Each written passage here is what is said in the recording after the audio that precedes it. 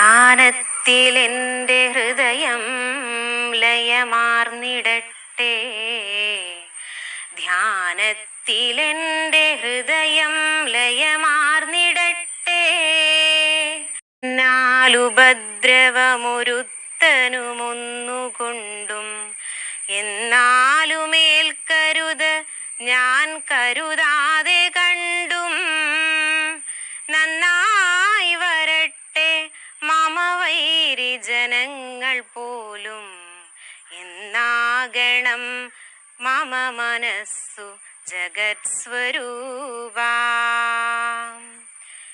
ഏതാകിലും മമ ഫലേച്ഛപ്പെടാതെ നിത്യം ഗീതാവചസ്സുകളിലെൻ്റെ മനസ്സു മുങ്ങി. ജാതാദരം സകല കർമ്മവുമാചരിപ്പാൻ ഭൂതാദിനാഥ മതിയിൽ സ്ഥിതി ചെയ്യണം നീ. ആദിചിന്തകളാൽ നീന്തിടുമന്തരംഗമേകാഗ്രമാക്കി അലയെത്തെഴുമാഴി പോലെ ശോകപ്രണാശി ഭജനം വിജനത്തിലിന്നും ആകാനെനിക്കു തരമെന്നിനി വന്നിടുന്നു. ഈ വാസനാനദിയിലെൻ മതി വഞ്ചിതെറ്റി പോകാതെ നല്ല വഴിയിൽ കരപറ്റിടാനും ദേവാദിദേവ ദശതൻ ദുരിതം കെടാനും സേവാമൃതം ഹൃദിയുദിച്ചുയരുന്നതെന്നാം. ധ്യാനത്തിലെൻ്റെ ഹൃദയം ലയമാർന്നിടട്ടെ. ധ്യാനത്തിലെൻ്റെ ഹൃദയം ലയമാർന്നിടട്ടെ. ധ്യാനത്തിലെൻ്റെ ഹൃദയം ലയമാർന്നിടട്ടെ. ധ്യാനത്തിലെൻ്റെ ഹൃദയം ലയമാർന്നിടട്ടെ. മതങ്ങൾക്കതീതമായി മനുഷ്യൻ, മതങ്ങൾക്കതീതമായി മനുഷ്യൻ മറ്റാരുമീ മധുരാക്ഷരമന്ത്രം ചൊല്ലിയില്ലിന്നേ വരെ. മരണം മരണമെന്നെപ്പോഴും ഓർമ്മിപ്പിക്കും മതം ആ മനുഷ്യന്റെ ശബ്ദത്തിൽ ഞടുങ്ങിപ്പോയി. കർമ്മത്തിൽ നിന്നേ ധർമ്മചൈതന്യം വിളയിച്ച നമ്മുടെ ജന്മാന്തര സഞ്ചിത സംസ്കാരങ്ങൾ ആ ശിവഗിരിക്കുന്നിൽ കത്തിച്ച വിളക്കത്ത് വിശ്വസൗഹാർദ്ദത്തിന്റെ യജ്ഞമൊന്നാരംഭിച്ചു. ഞാൻ അതിൻ സ്വപ്നങ്ങളിൽ ഉറങ്ങി ഉണരുന്ന ഗാനമാണ് 20-ാം നൂറ്റാണ്ട് മൂളും ഗാനം. ഇന്നു കത്തുന്നു പോയ നൂറ്റാണ്ടാ ശിവഗിരിക്കുന്നിന്മേൽ കൊളുത്തിയ വിളക്കിൻ ജ്വാലാനാളം. നിന്നു കത്തുന്നു പോയ നൂറ്റാണ്ടാ ശിവഗിരിക്കുന്നിന്മേൽ കൊളുത്തിയ വിളക്കിൻ ജ്വാലാനാളം. ആ വിളക്കിൻ ജ്വാലാനാളം.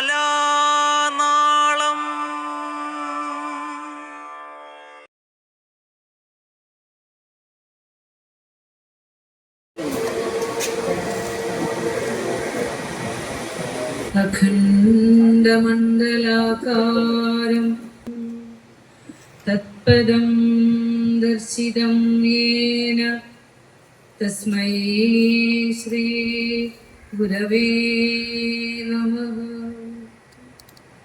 സദാശിവസമാരംഭാം ശങ്കരാചാര്യമധ്യമാം അസ്മദാചാര്യപര്യന്താം വന്ദേ ഗുരുപരമ്പരാം.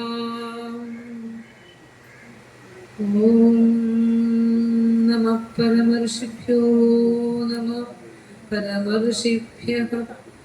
ഓം ശ്രീനാരായണ പരമഗുരവേ നമഃ.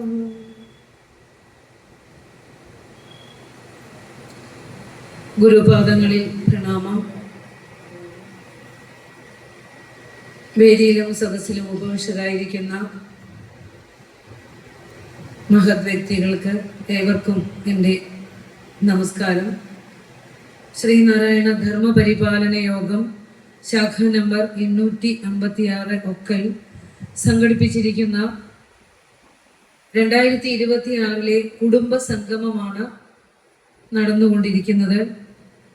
ഒട്ടേറെ പ്രവർത്തനങ്ങൾ ഇതിൻ്റെ പ്രഭാഷണത്തിന് ശേഷം സമ്മേളനം, ആദരിക്കൽ ചടങ്ങുകൾ എല്ലാം നടക്കാനിരിക്കുന്നു.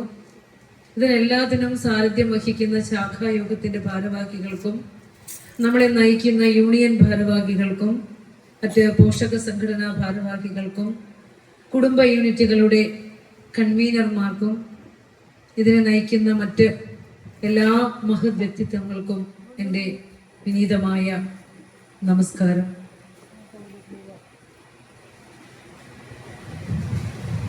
ഇവിടെ നിന്ന് കൽപ്പിതമായിരിക്കുന്ന വിഷയം ഗുരുദർശനം നിത്യജീവിതത്തിൽ എന്നുള്ളതാണ്. എവിടെയാണ് തുടങ്ങേണ്ടത് എന്നാണ് ആലോചിക്കുന്നത്. കാരണം ഗുരുവിൻ്റെ ദർശനം നമ്മുടെ കുടുംബ ജീവിതത്തോടും സമൂഹ ജീവിതത്തോടും എല്ലാം ചേർന്ന് നിൽക്കുന്നതാണ്. ഗുരു പറഞ്ഞ സകലതും ഏതാണ് മാറ്റിവെക്കുക എന്ന് നമുക്ക് പറയാനാവില്ല. ഏതായാലും പരബ്രഹ്മ സ്വരൂപനായ അഖണ്ഡ സച്ചിദാനന്ദ സ്വരൂപനായ മഹാഗുരുവിൻ്റെ പാദം പതിഞ്ഞ ഈ നൂറ്റാണ്ടിലേക്ക് ജന്മമെടുക്കാനും ഗുരുവിനെ അറിഞ്ഞ് ജീവിക്കാനും ഒക്കെ ഭാഗ്യം സിദ്ധിച്ച നമ്മൾ ഓരോരുത്തരും മഹാസുഹൃതികൾ തന്നെയാണ്. കാരണം ഇന്ന് നമ്മൾ ഇരിക്കുന്ന ഇടം തന്നെ ഒരു ഗുരുവിൻ്റെ തിരുജനനം കൊണ്ട് പവിത്രീകൃതമായ ഒരു സ്ഥലമാണ്. ഞാൻ ഇതിനു മുമ്പ് ഒക്കല് വന്നപ്പോഴും പറഞ്ഞിരുന്നു, എന്തും വിളയുന്ന മണ്ണാണ്, പ്രത്യേകിച്ച് ജ്ഞാനം. അത് വിതച്ചാൽ തീർച്ചയായും വിളയും. കാരണം അദ്വൈതത്തെ പ്രോജ്വലിപ്പിച്ച് അദ്വൈത സിദ്ധാന്തത്തെ വ്യവസ്ഥാപിതമാക്കിയ ആദി ശങ്കര ഭഗവത്പാദരുടെ ജന്മം കൊണ്ട് പവിത്രീകൃതമായ പുണ്യഭൂമി. അതുപോലെ തന്നെ മലയാളക്കരയിൽ ജനിച്ച മറ്റൊരു പരബ്രഹ്മ സ്വരൂപനായ ഋഷീശ്വരനാണ് ശ്രീനാരായണ ഗുരുദേവൻ. അപ്പോൾ ഞാൻ ഇന്നിവിടെ സംസാരിക്കാൻ പോകുന്നത് ഗുരുവിന്റെ ദർശനവും ശങ്കര ഭഗവത്പാദർ പറഞ്ഞതും മറ്റു ഗുരുക്കന്മാർ ഈ ലോകത്തേക്ക് വന്ന മറ്റു ഗുരുക്കന്മാർ പറഞ്ഞതും നമ്മൾ ഇന്ന് ആരാധിക്കുന്ന ദൈവസങ്കല്പങ്ങളും എല്ലാം കൂടി കൂട്ടിച്ചേർത്തുകൊണ്ട് ഒരൊറ്റ സത്യത്തിലേക്ക് കൊണ്ടുപോകുന്ന തരത്തിൽ ഒരു ദർശനം വേണം. നമ്മൾ ആ ഒരു കാഴ്ചപ്പാടിലാണ് നമ്മളിന്ന് മനസ്സിലാക്കേണ്ടത്. നമുക്ക് ഇപ്പോഴും സംശയമാണ്, ഗുരു ആരാണ്, ദൈവങ്ങൾ ആരാണ്, ഗുരു ഒരു മനുഷ്യനാണോ, മറ്റുള്ളവർ ദൈവങ്ങളാണോ, ഇങ്ങനെയൊക്കെ ഇപ്പോഴും എത്ര പറഞ്ഞാലും മനസ്സിലാകാത്ത രീതിയിലുള്ള ഒത്തിരി അറിവില്ലായ്മകൾ ആധ്യാത്മികതയിൽ നമുക്കുണ്ട്. അത് ഉള്ളത് കൊണ്ട് തന്നെയാണ് ഇന്നിപ്പോ ഈ വേദിയിലേക്ക് എത്താൻ ആളുകൾ വൈകുന്നു. കസേരകൾ ഫില്ലായി വരുന്നതേ ഉള്ളൂ. സംഘാടകർ ആളുകളെയും കാത്തിങ്ങനെ ഇരിക്കുകയാണ്. പക്ഷെ ഈ അമൃതത്തെ സ്വീകരിക്കാൻ ഒരിത്തിരി ആരുടെയെങ്കിലൊക്കെ ഉള്ളത്തിലൊന്ന് തെളിഞ്ഞിട്ടുണ്ടെങ്കിൽ പിന്നീട് ആ അമൃതം സ്വീകരിക്കാൻ ഇങ്ങനെ ഒഴുകി എത്തിക്കൊണ്ടേയിരിക്കും. പക്ഷെ അമൃതം നമ്മൾ സ്വീകരിച്ചിട്ടില്ല ഇതുവരെ. അതില്ലെങ്കിൽ നമ്മുടെ ഹൃദയത്തിൽ ഇതുവരെ അതൊന്നും നനച്ചിട്ടില്ല. അതുകൊണ്ടായിരിക്കണം ഗുരുവിനോടും ഗുരുവിന്റെ ദർശനത്തോടൊക്കെ ഒരു അകൽച്ച എല്ലാവരിലും ഉള്ളത്. ഇപ്പം പറഞ്ഞു വരുന്നത് കുടുംബ ജീവിതത്തിൽ എങ്ങനെയാണ് ഗുരുദർശനം എന്ന് പറയുമ്പോൾ ഗുരു നിത്യചൈതന്യ യതിയുടെ വാക്കുകളിൽ നിന്ന് തന്നെ തുടങ്ങാം. നമുക്ക് കൂടുമ്പോൾ ഇമ്പമുള്ളതാണ് കുടുംബം, ഇമ്പമുള്ളതാകണം കുടുംബം. അപ്പോ എന്ത് ഇമ്പം, സുഖം, സമാധാനം, ശാന്തി. പക്ഷെ നമ്മുടെയൊക്കെ കുടുംബ ജീവിതത്തിൽ ഈ സുഖവും സമാധാനവും ശാന്തിയും ഇന്നത്തെ ഈ കലിയുഗത്തിൽ ജീവിക്കുമ്പോൾ ഉണ്ടോ? അവിടേക്ക് നമുക്കൊന്ന് എത്തിനോട്ടം നടത്തേണ്ടതുണ്ട്. ഇമ്പം എന്താണെന്ന് ഗുരു നമുക്ക് പറഞ്ഞു തന്നിട്ടുണ്ട്. എവിടെയാണെന്നറിയാമോ? ഇമ്പം എന്താണെന്ന് ഗുരു പറഞ്ഞു തന്നിട്ടുണ്ട്. അത് എങ്ങനെയാണ് ആ സുഖം കിട്ടുക എന്ന് അനുകമ്പാദശകത്തിലൂടെ ഗുരു പറഞ്ഞു തന്നിട്ടുണ്ട്. ഏത് വരിയാന്നറിയാമോ? അരുളാൽ വരുമിമ്പം അൻപകന്നൊരു നെഞ്ചാൽ വരുമല്ലൊക്കെയും ഇരുൾ അൻപിനെ മാറ്റും അല്ലലിൻ കരുവാകും ഉരുവാമിതേതിനും. സുഖം കിട്ടണമെങ്കിൽ ഒരേ ഒരു കാര്യമാണ് നമ്മുടെ ജീവിതത്തിലേക്ക് വേണ്ടത്. അരുള്, അറിവ്, യഥാർത്ഥ ജ്ഞാനം. എന്താണ് മനുഷ്യ ജീവിതത്തിൽ നമ്മൾ നേടേണ്ടതെന്ന ആ യഥാർത്ഥമായ ജ്ഞാനം നമ്മളിലേക്ക് എത്തിയാൽ അവിടെ സുഖം വരും, ഇമ്പം വരും. അപ്പോൾ മാത്രമാണ് കൂടുമ്പോൾ ഇമ്പമുള്ളതായി മാറുകയുള്ളൂ കുടുംബം. അപ്പൊ എന്താണ് അരുള്? അറിവാണ്. ഈ അറിവ് എന്തിനെ കുറിച്ചുള്ള അറിവാണ്? Physics, chemistry, biology, social studies ഒക്കെ പഠിച്ചിട്ടുള്ള അറിവാണോ? അല്ലെങ്കിൽ ബയോളജി പറയുന്ന നമ്മുടെ ശരീരശാസ്ത്രം പഠിച്ചിട്ടുള്ള അറിവാണോ? അല്ലെ ഹിസ്റ്ററി പഠിച്ചിട്ടുള്ള അറിവാണോ? സോഷ്യൽ സ്റ്റഡീസ് പഠിച്ചിട്ടുള്ള അറിവാണോ? ഇതൊന്നുമല്ല. ഗുരു പറയുന്ന അറിവ് ഈ പ്രപഞ്ചത്തിലെ സമസ്ത ചരാചരങ്ങളെയും സൃഷ്ടിച്ച് നിലനിർത്തി തന്നോട് ചേർക്കുന്ന ആ ഈശ്വര സത്യം തന്നെയാണ് തൻ്റെ ഉള്ളിലും പ്രകാശിച്ച് നിൽക്കുന്നത് എന്ന ആ ഒരു വലിയ അറിവ് നമ്മളിൽ എത്തുമ്പോഴാണ് നമുക്ക് കുടുംബത്തിലാണെങ്കിലും സമൂഹത്തിലാണെങ്കിലും ഒക്കെ ഒരു ഇമ്പം വരികയുള്ളൂ, ഒരു സുഖം വരികയുള്ളൂ. അതാ ഗുരു പറഞ്ഞത് അരുളാൽ വരും ഇമ്പം. എവിടെയാ അല്ലല് വന്നത്? എന്തുകൊണ്ടാണ് നമ്മുടെ കുടുംബങ്ങളിലും സമൂഹത്തിലും ഇപ്പൊ ക്ഷേത്രങ്ങൾ പോലും ദേവാലയങ്ങൾ പോലും കലഹിക്കുന്ന ഇടങ്ങളായി മാറുന്നതിന് കാരണം എന്താ? ഈ അൻപ് അകന്നുപോയ നെഞ്ച് ഉള്ളത് കൊണ്ടാണ്. അതുകൊണ്ടാണ് ഗുരു പറയണത് അറിവ് കൊണ്ട് മനുഷ്യ മനസ്സുകളെ നിറയ്ക്കുക. അവനവന്റെ ഉള്ളിൽ പ്രോജ്വലിക്കുന്ന ആത്മീയതയെ തിരിച്ചറിയുമ്പോൾ നമ്മളിലൊക്കെ ഈ ഒരു അൻപും സുഖമൊക്കെ വരും. അപ്പോ അവിടെ നിന്ന് നമുക്ക് തുടങ്ങണം. അരുളാൽ വരുമിമ്പം അൻപകന്നൊരു നെഞ്ചാൽ വരുമല്ലൊക്കെയും. ഇനി നമ്മുടെ ഈ അരുളിനെ എടുത്തോണ്ട് പോയത് എന്താ? ഇരുട്ടാണ്. എന്താ ഇരുട്ട്? ഇന്ന് നാം സഞ്ചരിക്കുന്നത് നമ്മുടെ ശരീരത്തിന് വേണ്ടിയും നമ്മൾ ജീവിക്കുന്ന ഭൗതികമായ സുഖഭോഗങ്ങൾക്ക് വേണ്ടി മാത്രമാണ് ഒരു മനുഷ്യൻ ഇന്ന് ഓടുന്നത്. അതാണ് ഇരുട്ട്. അത് അഹന്തയും മമതയും വെച്ചുകൊണ്ട് എല്ലാതും ഞാനും എൻ്റേതുകളും വെച്ചുകൊണ്ട് ഈ ലോകത്തിൽ ഓരോരുത്തരും സംവദിക്കുമ്പോൾ പെരുമാറുമ്പോൾ അവിടെ ഇരുട്ടായി. ആ ഇരുട്ടാണ് എൻ്റേതുകളെ ചേർത്ത് പിടിക്കലാണ് ഞാനും എൻ്റേതുകളും. അത് ഏത് മേഖലയിലാണെങ്കിലും, കുടുംബമാണെങ്കിലും രാഷ്ട്രീയമാണെങ്കിലും ദേവാലയങ്ങളാണെങ്കിലും ജാതി മതങ്ങളാണെങ്കിലും എവിടെയും ഈ എൻ്റേതുകളെ ചേർത്ത് പിടിക്കലാണ് ഈ ഇരുട്ടിലേക്ക് നമ്മെ നയിക്കുന്നത്. സത്യമല്ലേ? ആലോചിച്ച് നോക്ക്. ഇരുൾ അൻപിനെ മാറ്റും. നമ്മുടെ ഹൃദയത്തിലെ കരുണ എടുത്തു കളഞ്ഞത് ഈ അഹന്തയും മമതയുമാണ്.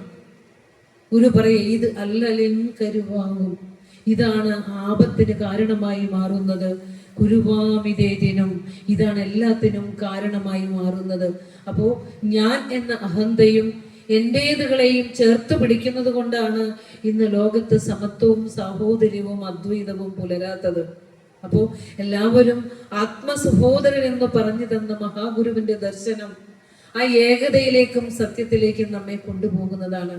ദർശനമാലയിലെ 1-ാമത്തെ അധ്യായം തന്നെ ഒരു ദർശനമാല രചിച്ച എന്തിനാണെന്നറിയോ?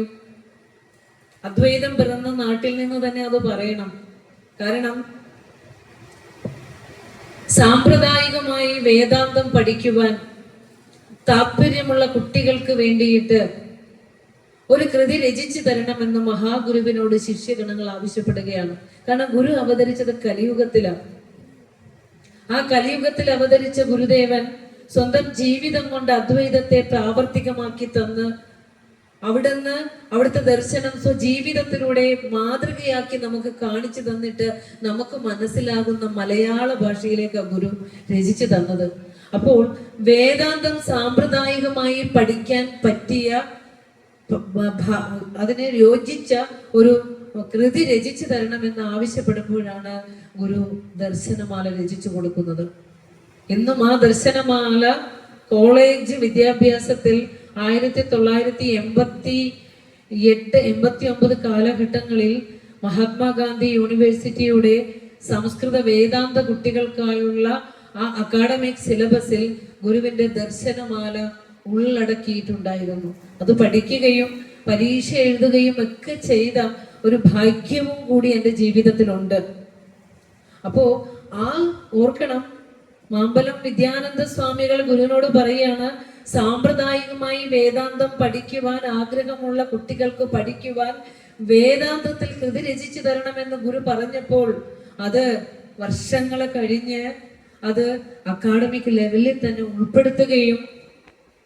ഉൾപ്പെടുത്തുകയും നടരാജഗുരു അത് ഇംഗ്ലീഷിലേക്ക് തർജ്ജമ ചെയ്തുകൊണ്ട് ലോകത്തിലേക്ക് അമേരിക്കയിലെ 5 സർവകലാശാലകളിലെ ഒരു സെമസ്റ്ററിന്റെ പഠനമായിട്ട് ആ ദർശനമാല മാറുകയും ചെയ്തപ്പോൾ നോക്കണം, ഗുരുവിന്റെ ശിഷ്യഗണങ്ങളുടെ പോലും ദീർഘവീക്ഷണം എത്രയാ. പക്ഷെ നമ്മളിപ്പോഴും ഇരുട്ടിൽ തപ്പിക്കൊണ്ട് നടക്കുന്നവരാ, ഓടിക്കൊണ്ട് നടക്കുക. എന്തിനോ വേണ്ടി ഓടുന്നു. ഇരുട്ട്. ഇപ്പൊ ഇന്ന് ഇവിടെ ഇരുന്ന് പറയായിരുന്നു, ശാഖയുടെ ഭാരവാഹികൾ പറയാണ്, വെളിച്ചം തന്നിട്ട് ആ വെളിച്ചം തൊട്ടരികിലുണ്ട് എന്ന് നമുക്ക് കാണിച്ചു തന്നിട്ടും ആ വെളിച്ചം എന്തെന്നറിയാതെ ഇരുട്ടിനെ തേടി നമ്മൾ ഓടി നടക്കുന്നവരാ. മിന്നാമിനിങ്ങിന്റെ ഇത്തിരിവെട്ടം തേടി നടക്കുന്നവരാ നമ്മള്. പക്ഷെ എത്ര പറഞ്ഞാലും ആ അരികിലിരിക്കുന്ന സത്യത്തെ നമുക്ക് മനസ്സിലാവുന്നില്ല. അപ്പോ ഈ ദർശനമാലയിൽ തുടക്കം നിങ്ങൾ എടുത്ത് വായിക്കണം കേട്ടോ. ഇന്ന് ഈ കലിയുഗം അനുഭവിക്കുന്ന പ്രശ്നങ്ങൾ എന്താണ്, ഈ കലിയുഗവാസികളിലേക്ക് വരാൻ പോകുന്നത് എന്ന് ആ ഇരുട്ടിനെ ഗുരു നമുക്ക് പറഞ്ഞു തന്നിട്ടുള്ള ശ്ലോകമുണ്ട്. പറയാമോ ആർക്കെങ്കിലും? എന്തുകൊണ്ടാണ് ഈ ലോകം ഇന്ന് ഇരുട്ടിലേക്ക് പോകുന്നത് എന്ന് ഗുരു പറഞ്ഞു വെച്ചിരിക്കുന്നു ദർശനമാലയിലെ ആദ്യത്തെ അധ്യായത്തിൽ. ഏതാന്ന് പറയാമോ? യഥാ ആത്മവിദ്യാ സങ്കോചഃ തഥാ അവിദ്യാ ഭയങ്കരം നാമരൂപാത്മന അത്യർത്ഥം വിഭാതീക പിശാചവത്. ഇന്ന് പിശാച ലോകത്തിലാണ് നാം ജീവിക്കുന്നത്. ഭയങ്കരവും ശൂന്യവുമായ വേതാള നഗരത്തിലാണ് നാം ജീവിക്കുന്നത്. ഗുരു പറയുക, ആത്മവിദ്യക്ക് സങ്കോചം എവിടെ ഉണ്ടാകുന്നുവോ, എപ്പോഴാണോ ആത്മവെളിച്ചം കെട്ടുപോകുന്നത്, തിരിച്ചറിയാനാവാത്തത്, അപ്പോൾ നാം സമ്മതിക്കുന്ന ഈ പ്രപഞ്ചം, നാമവും രൂപവും ധരിച്ചുകൊണ്ട് നിൽക്കുന്ന ഈ പ്രപഞ്ചം ഒരു പിശാചിനെ പോലെ നമ്മെ ഭയപ്പെടുത്തിക്കൊണ്ടിരിക്കും. സത്യമാണത്. പത്രം എടുത്ത് നോക്കാൻ വയ്യ, TV തുറക്കാൻ വയ്യ.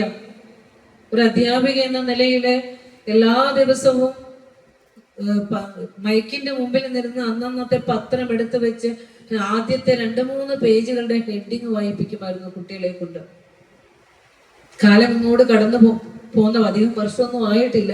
കടന്നു പോകുന്നപ്പോൾ പത്രം കാണിക്കാൻ പറ്റുമോ കുഞ്ഞുങ്ങളെ? വാർത്ത കാണിക്കാൻ പറ്റുമോ? നമ്മൾ ആലോചിച്ച് നോക്കൂ. പണ്ടൊക്കെ ഏറ്റവും ഊഷ്മളമായി മനുഷ്യൻ കരുതിയിരുന്നതാണ് ഒരു അമ്മയുടെ സ്നേഹം. അമ്മ എന്ന് പറയുമ്പോ തന്നെ ഉള്ളിൽ ഒരു വിങ്ങലാണ് നമുക്ക്. ആ സ്നേഹം കവിഞ്ഞൊഴുകിയിരുന്ന അമ്മ എന്ന് പറയുമ്പോൾ തന്നെ ഇപ്പോൾ ഗുരു പറഞ്ഞ പോലെ എന്താ പറയാ, ഭയങ്കരവും ശൂന്യവുമായ ആ വേതാള നഗരം പോലെ അമ്മ തന്നെ രാക്ഷസഭാവം സ്വീകരിച്ചുകൊണ്ട് ജന്മം നൽകിയ കുഞ്ഞിനെ ജനലിലൂടെ പുറത്തെറിയണോ, കുളത്തിലേക്ക് എറിയണോ, കയത്തിലേക്ക് എറിയണോ, ഞെരിച്ചു കൊല്ലണോ, എങ്ങനെ നശിപ്പിച്ചിട്ടാണ് സ്വാർത്ഥമായ സുഖഭോഗങ്ങൾ അനുഭവിക്കുക എന്ന് കരുതി മൃഗങ്ങളെക്കാൾ ഇരുട്ടാർന്ന് ജീവിക്കുന്ന മനുഷ്യരെ നമുക്ക് കാണാം. മനുഷ്യരെ നമുക്ക് കാണാം. അതിൻ്റെ ഇടയിൽ ഇതാ ഇത്തിരി പോന്ന കുറച്ച് മനുഷ്യരുണ്ട്. ഈ വെളിച്ചം ആഗ്രഹിക്കുന്നവര്, ഒരു ഗുരുവിന്റെ പാദങ്ങളിലേക്ക് ചേരുവാനും ആ ഗുരുവിനെ പഠിക്കാനും ആഗ്രഹിക്കുന്നവര് ഈ കലിയുഗത്തിൽ ഇത്രയെങ്കിലൊക്കെ പേര് വന്നിവിടെ നിറഞ്ഞിരിക്കുന്നത് വലിയ ഭാഗ്യം തന്നെ എന്ന് കരുതുകയാണ്. കാരണം എന്തിനൊക്കെയോ വേണ്ടി നമ്മൾ മൊബൈലിൽ തെരഞ്ഞുകൊണ്ടിരിക്കുന്നു. ഒരിക്കലും കിട്ടാത്ത ഉത്തരം ജന്മം മുഴുവൻ അവിടെ തീരുകയാണ്.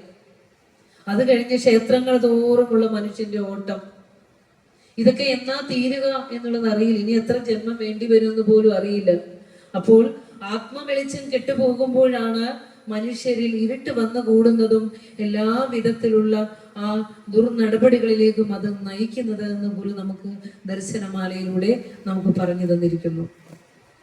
ഇനി ഗുരുവും ഈശ്വരനും എന്താണെന്നും എന്താണ് ഗുരു തന്റെ കൃതികളിലൂടെ ലക്ഷ്യം വയ്ക്കുന്നതെന്നും ഒക്കെ ശങ്കര ഭഗവത്പാദരുടെ ദർശനവും ഒക്കെ കൂടി ചേർത്ത് വെച്ചുകൊണ്ട് നമുക്ക് കുടുംബ ജീവിതത്തിലേക്കൊന്ന് കടക്കാം.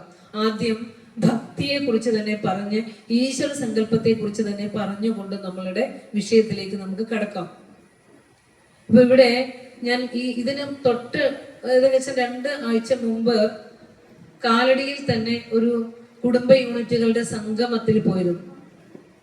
അപ്പോ പ്രഭാഷണം കഴിഞ്ഞപ്പോൾ അവർ എന്നോട് പറഞ്ഞ കുറെ കാര്യങ്ങളുണ്ട്. ഒന്നാമത് ദേവാലയങ്ങൾ തോറുമുള്ള ഓട്ടം. രണ്ടാമത് ജ്യോത്സ്യന്മാർക്ക് ഒരു സ്വൈര്യം കൊടുക്കുന്നില്ല. മൂന്നാമത് സർപ്പശാപം തേടി. അടുത്തത് കാരണവന്മാർക്ക് ബലിയിടാനും ശാപം തീർക്കാനും ഒക്കെയുള്ള ഓട്ടം. അതായത് എന്തൊക്കെയാണോ ഗുരു നമ്മളോട് ഇല്ലായ്മ ചെയ്തുകൊണ്ട് മാറ്റിക്കളഞ്ഞത് അതെല്ലാം തിരിച്ചെടുത്തു കൊണ്ടുവന്നിട്ട് പുനഃസ്ഥാപിച്ചു കൊണ്ടിട്ട് നമ്മൾ പണിയെടുത്ത പൈസ മുഴുവനും അതിലേക്കായി ചിലവഴിച്ചുകൊണ്ട് യാതൊരു അർത്ഥവുമില്ലാതെ ഈശ്വരൻ എന്ത് ഭക്തി എന്തെന്നറിയാതെ ഓടിക്കൊണ്ടിരിക്കുകയാണ്. തുടക്കം നമ്മൾ അറിയണം, ഗുരു ക്ഷേത്രത്തിന്റെ മാതൃക നമുക്ക് തന്നിട്ടുണ്ട്. അതാണ് നമ്മുടെ മാതൃക. ഏതാണെന്നറിയോ? ഗുരുവിന്റെ ക്ഷേത്ര സങ്കല്പം എന്താണെന്ന് നമ്മൾ അറിയണം. അതിനുശേഷം വേണം നമ്മൾ ക്ഷേത്രത്തിൽ ചെല്ലുമ്പോൾ എങ്ങനെയാണ് ആരാധന ചെയ്യേണ്ടത്, ആരാണ് ദൈവം, ആരാണ് ഞാൻ, ഒരു തിരിച്ചറിവ് നമുക്ക് വേണം. എവിടെയാ ഗുരുവിന്റെ ക്ഷേത്ര സങ്കല്പം പറഞ്ഞേക്കണേ? ശാരദാ പ്രതിഷ്ഠയിൽ അല്ലെ? ഇപ്പൊ നമ്മള് കഴിഞ്ഞ ദിവസം തൃശ്ശൂര് പോയേ ഉള്ളൂ. അധികം ശരീരങ്ങള് വെടിക്കെട്ടിനോടനുബന്ധിച്ച് ധാരാളം ശരീരങ്ങൾ ചിന്നിച്ചിതറുന്ന കാഴ്ച നമ്മൾ കണ്ടു. ഗുരുവിന്റെ സങ്കല്പത്തിലെ പ്രതിഷ്ഠ ഒന്ന് അരുവിപ്പുറം പ്രതിഷ്ഠയും ശാരദാ പ്രതിഷ്ഠയും, പിന്നീടുള്ളത് ആലുവ ഓം സത് അദ്വൈതാശ്രമം. അത് 3ഉമാണ് ഗുരു ഇഷ്ടപ്രകാരം സ്ഥാപിച്ചിരിക്കുന്നത്. അതിൽ ആദ്യത്തേത് ഒരു രൂപത്തെ വെച്ചുകൊണ്ട് നമുക്ക് ശിവനെ പ്രതിഷ്ഠിച്ച് തന്നതിന് ശേഷം ഗുരു പ്രതിഷ്ഠിക്കുന്ന അറിവിന്റെ അമ്മയായ ശാരദയെ പ്രതിഷ്ഠിക്കുന്നത്. അപ്പൊ ദേവി എന്താ, ദേവൻ എന്താ? ഈശ്വരന് സ്ത്രീലിംഗവും പുല്ലിംഗവും ഉണ്ടോ? ഈശ്വരന് ഒന്നേ ഉള്ളൂ. ആ ഈശ്വരന് സ്ത്രീലിംഗവും പുല്ലിംഗവും ഉണ്ടോ? വെറുതെ ഒന്ന് പറഞ്ഞേ. അപ്പൊ എന്താ ദേവി? ദേവി എന്താ നമുക്കറിയില്ല അല്ലെ? അറിയാവുന്നവരൊന്ന് കൈപൊക്കിയേ. ഈശ്വരൻ ഒന്നേ ഉള്ളെന്ന് ഗുരു പറഞ്ഞു. ഒരു ജാതി, ഒരു മതം, ഒരു ദൈവം, മനുഷ്യനെ. അപ്പൊ പിന്നെ ദേവി സ്ത്രീലിംഗം അല്ലേ? പറയാമോ? ആർക്കെങ്കിലും പറയാമോ ദേവി എന്താന്ന്? ഇത് കേട്ട് കഴിഞ്ഞാൽ ഇവിടെ വെച്ചിട്ട് അത് ഇപ്പുറത്തേക്ക് പോകാതെ ചേർത്ത് വെച്ചോളണം. ഈ പ്രപഞ്ചത്തെ സൃഷ്ടിച്ച് നിലനിർത്തുന്ന ജഗദീശ്വരൻ പ്രപഞ്ച സൃഷ്ടിക്കായി ഒന്ന് സ്പന്ദിച്ചപ്പോൾ ഉണ്ടായ ആ ശക്തി സ്പന്ദനത്തെയാണ് ദേവി എന്ന് വിളിക്കുന്നത്. ഈശ്വരന് സ്ത്രീലിംഗവും പുല്ലിംഗവും ഒന്നുമില്ല. ആ ശക്തിയാണ് ഈ പ്രപഞ്ചത്തിലെ സമസ്ത ചരാചരങ്ങളെയും സൃഷ്ടിച്ചത്. സകലം പെറും ആദിബീജം എന്ന് ഗുരു പറഞ്ഞു. ആ സകലത്തിനെയും സൃഷ്ടിച്ചത് കൊണ്ട്, സൃഷ്ടിക്കുന്നത് സാധാരണ അമ്മയാണല്ലോ, ജന്മം നൽകുന്ന അമ്മയാണല്ലോ. അതുകൊണ്ട് സകലത്തിനെയും സൃഷ്ടിച്ചത് കൊണ്ടാണ് ബ്രഹ്മശക്തിക്ക് ഏത് പേര് പറഞ്ഞത്? ദേവി എന്ന് പേരിട്ടത്. ദേവൻ ഒന്നുകൊണ്ട് കൊടുക്കണം, ദേവിക്ക് ഒന്നിട്ട് കൊടുക്കണം. ദേവിയെ തന്നെ മൂകാംബിക ഒന്ന് പോകണം, ചോറ്റാനിക്കര ഒന്ന് പോകണം. ഇങ്ങനെയൊക്കെ ഓടി നടക്കുമ്പോൾ ഇതിന്റെയൊക്കെ സത്തെടുത്തിട്ട് ദേവി ആരാധന എന്താണെന്ന് സത്തെടുത്തിട്ട് ശിവഗിരിയിൽ ശാരദയെ പ്രതിഷ്ഠിച്ചു തന്നിട്ട് അറിവിന്റെ അമ്മയായ ഗുരുസ്വരൂപത്തെ വെച്ചിട്ട് ഗുരു പറഞ്ഞു, നമ്മളെല്ലാവരും ആ ശാരദ പ്രതിഷ്ഠയുടെ മുന്നിലേക്ക് ചെല്ലുമ്പോൾ ആ ശാരദ ഗുരുവും നമ്മൾ ശിഷ്യരുമായി മാറുന്നു. ആ ഗുരുവിന്റെയും ഈ ശിഷ്യന്റെയും ഇടയിൽ ഒരു ചന്ദനത്തിരിയുടെ പുക പോലും മറയിലേണ്ട, തീർത്ഥവും പുഷ്പവും മാത്രം മതി. ഹൃദയത്തിലേറ്റണം നമ്മൾ ഗുരുവിന്റെ വാക്കുകളെ, ഹൃദയത്തിലേക്ക് പതിപ്പിക്കണം, നമ്മൾ ഹൃദയത്തിൽ പതിപ്പിക്കണം. കാരണം ആരാധനകളും അനുഷ്ഠാനങ്ങളുമെല്ലാം നമ്മുടെ സമ്പത്തിനെ നശിപ്പിക്കുന്നതാകരുത് എന്ന് ഗുരു പ്രത്യേകം ഓർമ്മിപ്പിക്കുകയും അത് പ്രാക്ടിക്കലാക്കുകയും ചെയ്തുകൊണ്ടാണ് പറഞ്ഞത്, നമ്മുടെ ശാരദയ്ക്ക് വെള്ളവും പുഷ്പവും മാത്രം മതി. പിന്നെ പറയാണ്, അവിടെ പൂജാരിയായി വെച്ചത് സമൂഹത്തിൽ ഏറ്റവും താഴേക്കിടയിൽ നിന്നും മാറ്റിവെച്ച കുറവർ സമുദായത്തിൽപ്പെട്ട ഒരു കുഞ്ഞിനെ പൂജയ്ക്കായി നിയോഗിച്ചപ്പോൾ പറഞ്ഞു, സ്വാമി അവൻ കുറവനാ. അപ്പൊ ഗുരു പറയാ, കുറവൻ എന്താണ് കുറവ്? കുറവന് എന്താണ് കുറവ്? എല്ലാവരുടെയും ഉള്ളിൽ ഇരുന്ന് പ്രകാശിക്കുന്ന ആത്മാംശം ഒരേ ഒരു ഈശ്വരന്റെ പ്രതിബിംബമാണെങ്കിൽ കുറവൻ എവിടെ? എന്താ കുറവൻ? മനുഷ്യൻ കൽപ്പിച്ച ജാതി. ഗുരു അതിനെയൊക്കെ നിഷേധിച്ചുകൊണ്ട് പറയുകയാണ്, ആ കുറവനാവട്ടെ ശാരദയ്ക്ക് പൂജ നടത്തേണ്ടത്. പിന്നെ ഗുരു പറയാണ്, കരിയും വേണ്ട കരിമരുന്നും വേണ്ട എന്ന് ശാരദാ പ്രതിഷ്ഠ കഴിഞ്ഞാണ് ഗുരു പറയുന്നത്. ആ ഒരു വേളയിലാണ് ഗുരു ഈ ലോകത്തോട് പറഞ്ഞത്, 2 കരിയും വേണ്ട, ഉത്സവത്തിന് ആനയും വേണ്ട, കരിമരുന്നും വേണ്ട. കേട്ടിട്ടില്ല, നമ്മൾ കേട്ടിട്ടില്ല. ആദ്യമായി നടപ്പാക്കിയ ഈ 2 വർഷത്തിന് മുമ്പ് പൂത്തോട്ടയിൽ അത് നടപ്പാക്കി ഗുരു പ്രതിഷ്ഠിച്ചു തന്ന ശ്രീവല്ലഭ ക്ഷേത്രം ഉണ്ട്. അവിടെ സമ്പൽ സമൃദ്ധമായ 89 നമ്മുടെയൊക്കെ വിദ്യാലയം ഉള്ള പോലെ 89 ഉന്നത വിദ്യാഭ്യാസ സ്ഥാപനങ്ങളൊക്കെയുള്ള സമ്പൽ ആകാശം മുട്ടി നിൽക്കുന്ന ഉയർന്ന വിദ്യാഭ്യാസ സമുച്ചയം ഗുരു അവിടെ പാദം പതിപ്പിച്ച് ശ്രീവല്ലഭനെ പ്രതിഷ്ഠിച്ചതിന് ശേഷം ഉണ്ടായ ഐശ്വര്യങ്ങൾ ഇന്ന് പറഞ്ഞറിയിക്കാനാവാത്തതാണ്. അപ്പൊ അവിടെയും ഈ 2-3 വർഷം മുമ്പ് വരെ ഈ കരിയും കരിമരുന്നും ഉണ്ടായിരുന്നു. പതുക്കെ അത് മാറ്റി കഴിഞ്ഞതിന്റെ മുമ്പത്തെ വർഷം മുതൽ രഥോത്സവമാക്കി. വളരെ സന്തോഷം. കരിയില്ല, കരിമരുന്നുമില്ല. അപ്പോ മഹാപുരുഷന്മാരുടെ വാക്കുകൾ, അത് ഈ ലോകത്തോട് പറഞ്ഞ വാക്കുകൾ, കാലമേറെ കഴിഞ്ഞാലും അത് നമ്മൾ അനുസരിച്ചില്ലെങ്കിൽ അതിന്റെ പ്രതിഫലനം ഈ ലോകത്തൊക്കെ നമുക്ക് കാണാൻ സാധിക്കും. തൃശ്ശൂരുകാർ നിർത്തുമെന്ന് എനിക്ക് തോന്നുന്നില്ല. കാരണം എന്തിനൊക്കെയോ ആഘോഷപ്രിയനായിക്കൊണ്ട് ഇത് വീണ്ടും വീണ്ടും വീണ്ടും ആളുകളെ കൂട്ടാനാണ്. പക്ഷെ എത്രയോ ജീവിതങ്ങൾ നഷ്ടപ്പെട്ടു പോകുന്നു. നടക്കാവ് നമ്മുടെ തൊട്ടടുത്തുള്ള ഒരു ക്ഷേത്രമാണ്. ഒത്തിരി വെടിക്കെട്ടുകളുടെ കേന്ദ്രമായിരുന്നു അവിടെ. ഒരു വെടിക്കെട്ടിന് ഒത്തിരി ആളുകൾ കൊല്ലപ്പെടുകയും ഒത്തിരി ആളുകൾക്ക് പരിക്കേൽക്കുകയൊക്കെ ചെയ്തപ്പോൾ സ്റ്റേ വന്നപ്പോൾ 1 വർഷം ഒന്ന് നിർത്തി പതുക്കെ ആ 1 വർഷം കഴിഞ്ഞ് പിന്നെയും തുടങ്ങിയിട്ടുണ്ട്. അപ്പോ ഇതിങ്ങനെ അന്തരീക്ഷത്തിൽ ചൈതന്യമായി നിൽക്കുവാണേ ഗുരുവിന്റെ വാക്കുകൾ. വേണ്ട എന്ന് പറഞ്ഞത് ഗുരുവാ. സാക്ഷാൽ ജഗദീശ്വരൻ ഈ കലിയുഗത്തിലേക്ക് ഒരു ശരീരം എടുത്ത് വന്നുകൊണ്ട് ഈ ലോകത്തോട് പറഞ്ഞത് ഒരു കൊച്ചു സമുദായത്തോടോ ഒരു സംസ്ഥാനത്തോടോ ഒന്നുമല്ല പറഞ്ഞത്, ഈ ലോകത്തോട് തന്നെയാണ് ഗുരു പറഞ്ഞത്. എന്നിട്ട് ഗുരു പറഞ്ഞു, ഉത്സവം എങ്ങനെ നടത്തണം? ഗുരു പറയുകയാണ്, യാതൊരു ആഘോഷങ്ങളും ആർഭാടങ്ങളും ഇല്ലാതെ ഈശ്വരൻ എന്തെന്ന് ആളുകളെ വിളിച്ചു കൂട്ടിയിട്ട് ജ്ഞാന സംവാദങ്ങൾ നടക്കട്ടെ. ഇതുപോലെ പറഞ്ഞു ഗുരു എവിടെയുള്ള? ഇതുപോലെ പറഞ്ഞു തന്ന ഋഷീശ്വരൻ എവിടെയുള്ളത്? 3 ദിവസവും രാവും പകലും സംവാദങ്ങളും സെമിനാറുകളും ചർച്ചകളും പ്രഭാഷണങ്ങളും ഒക്കെ ആയിട്ട് ശാരദയ്ക്ക് ഉത്സവം നടത്തുന്നു. ആലോചിച്ച് നോക്കൂ. അതാണ് ഗുരുവിന്റെ ക്ഷേത്ര സങ്കല്പം. അപ്പോൾ അറിവിന്റെ ദേവതയാണ് ഗുരു നമുക്ക് തന്നത്. നമ്മൾ എന്ത് ചെയ്യും? ദേവീനെ കാണണമെങ്കിൽ നമുക്ക് മൂകാംബിക പോണെന്ന് പറയും, അല്ലെങ്കിൽ നമുക്ക് ചോറ്റാനിക്കര പോണെന്ന് പറയും. ശാരദയൊന്നും നമുക്ക് പഠിക്കത്തില്ല. കാരണം എന്താ? എത്രയോ കാലങ്ങളായി ഇങ്ങനെ സേവ് ചെയ്ത് പറഞ്ഞ് ദേവി അങ്ങനെ പോയി, ദേവി ഇങ്ങനെ പോയി എന്നൊക്കെ ഇങ്ങനെ കഥകളിലൂടെ ഇങ്ങനെയൊക്കെ പറഞ്ഞ് നമ്മളെ ദേവിയും ദേവനെയൊക്കെ പലതാക്കി സങ്കല്പിച്ചുകൊണ്ട് ഈശ്വരന്മാർക്ക് നമ്മൾ ഉച്ചനീചത്വം കൽപ്പിച്ചുകൊണ്ട് ഓടുമ്പോൾ ദേവി എന്താണെന്ന് പറയാൻ പറ്റില്ല. അത് ചൈതന്യമാണെന്ന്, അത് നമ്മളിൽ ഇരുന്ന് പ്രകാശിക്കുന്ന ശക്തിയാണെന്നും, കാഴ്ചശക്തിയും ശ്രവണശക്തിയും മനഃശക്തിയും അതുപോലെ തന്നെ ദഹനശക്തിയും ഒക്കെ ആയിട്ട് നമ്മുടെ ഉള്ളിലിരുന്ന് പ്രകാശിക്കുന്ന ശക്തി വിശേഷമാണെന്ന് അറിയണമെങ്കിൽ ഇനി എത്ര ജന്മം കഴിയണം നമ്മൾക്ക്? ശങ്കര ഭഗവത്പാദര് നമുക്ക് പറയാം, ദേവി ആരാധനയിലെ 3 ആരാധനകൾ, 3 ഗ്രന്ഥങ്ങൾ ഏറ്റവും പൗരാണികതയുള്ളതാ. ദേവി മഹാത്മ്യവും സൗന്ദര്യ ലഹരിയും ലളിതാ സഹസ്രനാമവും. അല്ലേ? ലളിതാ സഹസ്രനാമം എന്ന് കേട്ടാൽ എല്ലാവർക്കും അറിയാം. ജനി നവരത്ന മഞ്ജരി എന്ന് കേട്ടാൽ ചിലപ്പോൾ കൈപൊക്കണവർ കുറവായിരിക്കും. ദേവി മഹാത്മ്യം എന്ന് ചോദിച്ചാൽ എല്ലാവർക്കും അറിയാം, നമ്മൾ തൊട്ട് ബന്ധിക്കും. അതേസമയം ഭഗവാന്റെ ഈ കൃതിയിൽ ജനി നവരത്ന മഞ്ജരി ഉണ്ട്. ദേവി മഹാത്മ്യന്റെ മീതെ വെക്കാറായിട്ടുണ്ടോ? അതാണ് നമ്മൾ അറിയേണ്ടത്.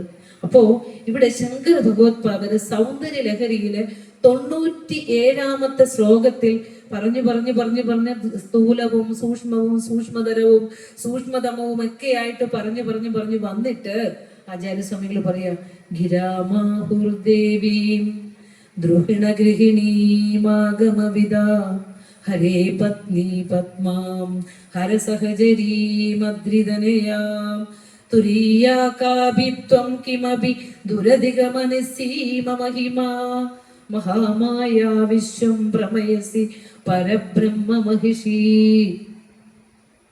എന്താ ആചാര്യസ്വാമികൾ പറഞ്ഞേ? പരബ്രഹ്മ മഹിഷി എന്നാ വിളിച്ച്. നമ്മൾ ആദ്യം എന്താ പറഞ്ഞേ? ജഗദീശ്വരന്റെ ശക്തിയാണ്. തീയും ചൂടും മാറ്റിവെക്കാൻ പറ്റില്ല, ജലവും അതിന്റെ തണുപ്പും മാറ്റിവെക്കാൻ പറ്റില്ല, വാക്കും അതിന്റെ അർത്ഥവും മാറ്റിവെക്കാൻ പറ്റാത്ത ശിവസങ്കല്പം തന്നെ, അർദ്ധനാരീശ്വര സങ്കല്പം തന്നെ ഈ ബ്രഹ്മവും ബ്രഹ്മശക്തി സങ്കല്പമാണ്. രണ്ടല്ല, ഒന്നേ ഉള്ളൂ. സ്ത്രീ പുരുഷ ഭേദങ്ങൾ ദൈവത്തിനില്ല.